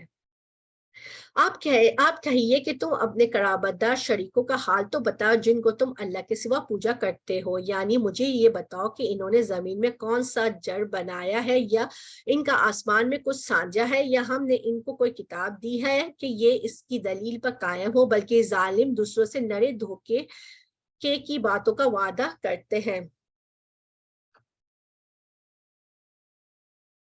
یقینی بات ہے کہ اللہ تعالیٰ آسمان اور زمین کو تھامے ہوئے ہیں کہ وہ ٹل نہ جائے، اور اگر ٹل جائے تو پھر اللہ کے سوا کوئی اس کو تھام نہیں سکتا. وہ حلیم اور غفور ہے. اور ان کفار نے بڑی زوردار قسم کھائی تھی کہ اگر ان کے پاس کوئی ڈرانے والا آئے تو وہ ہر ایک امت سے زیادہ ہدایت قبول کرنے والے ہوں گے. پھر جب ان کے پاس ایک پیغمبر آ پہنچا تو بس ان کی نفرت ہی میں اضافہ ہوا. دنیا میں اپنے آپ کو بڑا سمجھنے کی وجہ سے، ان کی بری تدبیروں کی وجہ سے، بری تدبیروں کا وبال ان تدبیروں والوں پر ہی پڑے گا. سو کیا یہ اسی دستور کے منتظر ہیں جو اگلے لوگوں کے ساتھ ہوتا رہا ہے؟ سو آپ اللہ کے دستور کو کبھی بدلتا ہوا نہ پائیں گے، اور آپ اللہ کے دستور کو کبھی منتقل ہوتا ہوا نہ پائیں گے. سب سے بڑا فساد کیا ہے کہ ایک دوسرے کے خلاف چالیں چلنا. نبی صلی اللہ علیہ وسلم نے فرمایا مکر اور دھوکے آگ میں ہے، مکر اور دھوکا کے آگ میں ہے. نبی صلی اللہ علیہ وسلم نے فرمایا دھوکا دینے والے کے لیے قیامت کے دن ایک جھنڈا ہوگا جس کے ذریعے وہ پہچانا جائے گا کہ دھوکے باز شخص ہے. یعنی انسان اگر دوسروں کو اندھیرے میں رکھتا ہے، دھوکا دیتا ہے، تو قیامت کے دن جو ہے ایک جھنڈا ہوگا جس سے وہ پہچانا جائے گا. تو کتنی امبیرسنگ کی بات ہوگی وہاں پہ. اور کیا یہ لوگ زمین پہ چلے پھرے نہیں جس پہ دیکھتے بھالتے کہ جو لوگ ان سے پہلے گزرے ہیں ان کا انجام کیا ہوا، حالانکہ وہ قوت میں ان سے بڑھے ہوئے تھے. اور اللہ ایسا نہیں ہے کہ کوئی چیز ان کو ہرا دے، نہ آسمانوں میں نہ زمین میں. وہ بڑے علم والا، بڑی قدرت والا ہے. اور اللہ تعالیٰ ان لوگوں پر ان کے اعمال کے سبب دروگیر فرمانے لگتا تو روئے زمین پر ایک جاندار کو نہ چھوڑتا، یعنی پکڑنے لگتا تو ایک جاندار کو بھی نہ چھوڑتا. لیکن اللہ تعالیٰ ان کو میعاد معین تک مہلت دے رہا ہے. سو جب ان کی میعاد آ پہنچے گی اللہ تعالیٰ اپنے بندوں کو آپ دیکھ لے گا. سورہ یاسین کو شروع کرنے جا رہے ہیں. بسم اللہ الرحمن الرحیم. یاسین. بعض نے اس کے یاسین جو ہے سب سے زیادہ پڑھی جانے والی سورت ہے، اور یاسین کے جو معنی اور مفہوم ہے نا، یہ اللہ سبحانہ تعالیٰ کے علاوہ کوئی نہیں جانتا. یہ حروف مقطعات ہیں. قسم ہے قرآن با حکمت کی، بے شک آپ پیغمبروں میں سے ہیں، سیدھے راستے پر ہیں. یہ قرآن ایک زبردست مہربان کی طرف سے نازل کیا گیا ہے تاکہ آپ ایسے لوگوں کو ڈرائے جن کے باپ دادا نہیں ڈرائے گئے تھے. سو اسی وجہ سے یہ غافل ہیں. ان میں سے اکثر لوگوں پر بات ثابت ہو چکی ہے، سو یہ لوگ ایمان نہ لائیں گے. ہم نے ان کی گردنوں میں ٹوک ڈال دیے ہے، پھر وہ تھوڑیوں تک جس سے ان کے سر اوپر اٹل گئے ہیں. ہم نے ایک آڑ ان کے سامنے کر دی ہے اور ایک آڑ ان کے پیچھے کر دی، جس سے ہم نے ان کو ڈھانک دیا ہے، سو وہ نہیں دیکھ سکتے. اور آپ ان کو ڈرائیں یا نہ ڈرائیں دونوں برابر ہے، یہ ایمان نہیں لائیں گے. بس آپ تو صرف ایسے شخص کو ڈرا سکتے ہیں جو نصیحت پر چلے، رحمان سے بے دیکھے ڈرے. سو آپ اس کو مغفرت باوقار اجر کی خوشخبریاں سنا دے. کس کے لیے خوشخبریاں اور بخشش کا اجر ہے؟ جو رحمان سے غائبانہ طور پر ڈرتے ہیں، اس قرآن کی پیروی کرتے ہیں. جب انسان اللہ کا خوف اختیار کرتا ہے تو اللہ کی رحمت پاتا ہے. غائبانہ طور پر ڈرنے والوں کو عرش کا سایہ بھی نصیب ہوگا. پیارے نبی صلی اللہ علیہ وسلم نے فرمایا ہے کہ 7 آدمی ایسے ہیں جنہیں قیامت کے دن اللہ عرش کے سائے کے نیچے جگہ دے گا، جبکہ اس کے عرش کے سائے کے سوا کوئی سایہ نہ ہوگا. ان میں سے ایک وہ شخص ہوگا جس کو کسی بلند مرتبہ خوبصورت عورت نے اپنی طرف بلایا اور اس نے جواب دیا کہ میں اللہ سے ڈرتا ہوں. یہ ہے غائبانہ طور پر ڈرنے والے جس کے لیے بخشش کا وعدہ ہے. جب کوئی نہ دیکھ رہا ہو تب بھی وہ کوئی بے حیائی کا کام نہیں کرے اور برائی کی طرف نہ جائے. بے شک ہم مردوں کو زندہ کریں گے اور ہم لکھتے جانتے ہیں وہ اعمال بھی جن کو لوگ آگے بھیجتے ہیں اور ان کے وہ اعمال بھی جن کو پیچھے چھوڑ جاتے ہیں. اور ہم نے ہر چیز کو ایک واضح کتاب میں ضبط کر رکھا ہے. ہر روز نامہ اعمال جو ہے تو اوپر جاتا ہے، یعنی ہمارے سارے اعمال تو اللہ کے پاس چلے جاتے ہیں، اور اس کے جو اثرات ہوتے ہیں، نیکی برائی کے اثرات جو بھی اثرات ہوتے ہیں، لوگ ہم سے جو کچھ اخذ کر لیتے ہیں، لے لیتے ہیں، سیکھ لیتے ہیں، وہ دنیا میں یا تو وہ دنیا میں مزید اچھائی पैदा करता है या से बुराई करता है। तो आसार, हर चीज के अच्छे बुरे आसार होते हैं, तो इसका हमें ख्याल रखना चाहिए। जैसे कि मैंने आपको शुरू में बताया कि हमेशा हमें पॉजिटिव रहना चाहिए। इंसान के आसार की जो बात हो रही है यहाँ पे, इसमें इंसान के कदम भी है, ठीक है। नबी सल्लल्लाहु अलैहि वसल्लम के जमाने में बनु सलमा ने मदीना के दूर के इलाके से करीब शिफ्ट होना चाहा। वो मदीना से बाहर थे तो करीब आना चाह रहे थे। तो आप सल्लल्लाहु अलैहि वसल्लम ने फरमाया, जहाँ रहते हो वहीं रहो, जितने कदम चलकर आते हो वो भी लिखे जाते हैं, यानी कि हमारा अकाउंट, हमारी काविश मेहनत के हम कितने दूर से हम आ रहे हैं वो भी काउंट होते हैं। और आप इनके सामने इस मिसाल, यानी एक बस्ती वालों की मिसाल बयान कीजिए, जबकि इस बस्ती में कई रसूल आए। जब हमने इनके पास दो को भेजा, सो इन लोगों ने अव्वल दोनों को झुटलाया, फिर हमने तीसरे से तायीद की, सो इन तीनों ने कहा कि हम तुम्हारे लिए भेजे गए हैं। इन लोगों ने रसूल ने कहा हम तुम्हारे लिए भेजे गए हैं। तो इन लोगों ने कहा कि तुम तो हमारे तरह मामूली आदमी हो, रहमान ने कोई चीज नाजिल नहीं की, तुम नरा झूठ बोलते हो। इन रसूलों ने कहा हमारा परवरदिगार जानता है, बेशक हम तुम्हारे पास भेजे गए हैं, हमारे ज़िम्मे तो सिर्फ वाज़ेह तौर पर पैगाम पहुंचा देना है। इन्होंने कहा हम तुमको महनूस समझते हैं, अगर तुम बाज ना आए तो हम पत्थरों से तुम्हारा काम तमाम कर देंगे, और तुमको हमारी तरफ से सख्त तकलीफ पहुंचेगी। इन रसूलों ने कहा कि तुम्हारी नहुसत तुम्हारे साथ ही लगी हुई है। क्या इसको नहुसत समझते हो कि तुमको नसीहत की जाए, बल्कि तुम हद से निकल जाने वाले लोग हो। एक शख्स इस शहर के आखिरी हिस्से से दौड़ता हुआ आया, कहने लगा, ए मेरी कौम, इस रसूल की राह पे चलो। तो नेकी के काम में इस वाले जो शख्स था, उसने देर नहीं की, वो दौड़ लगा दी।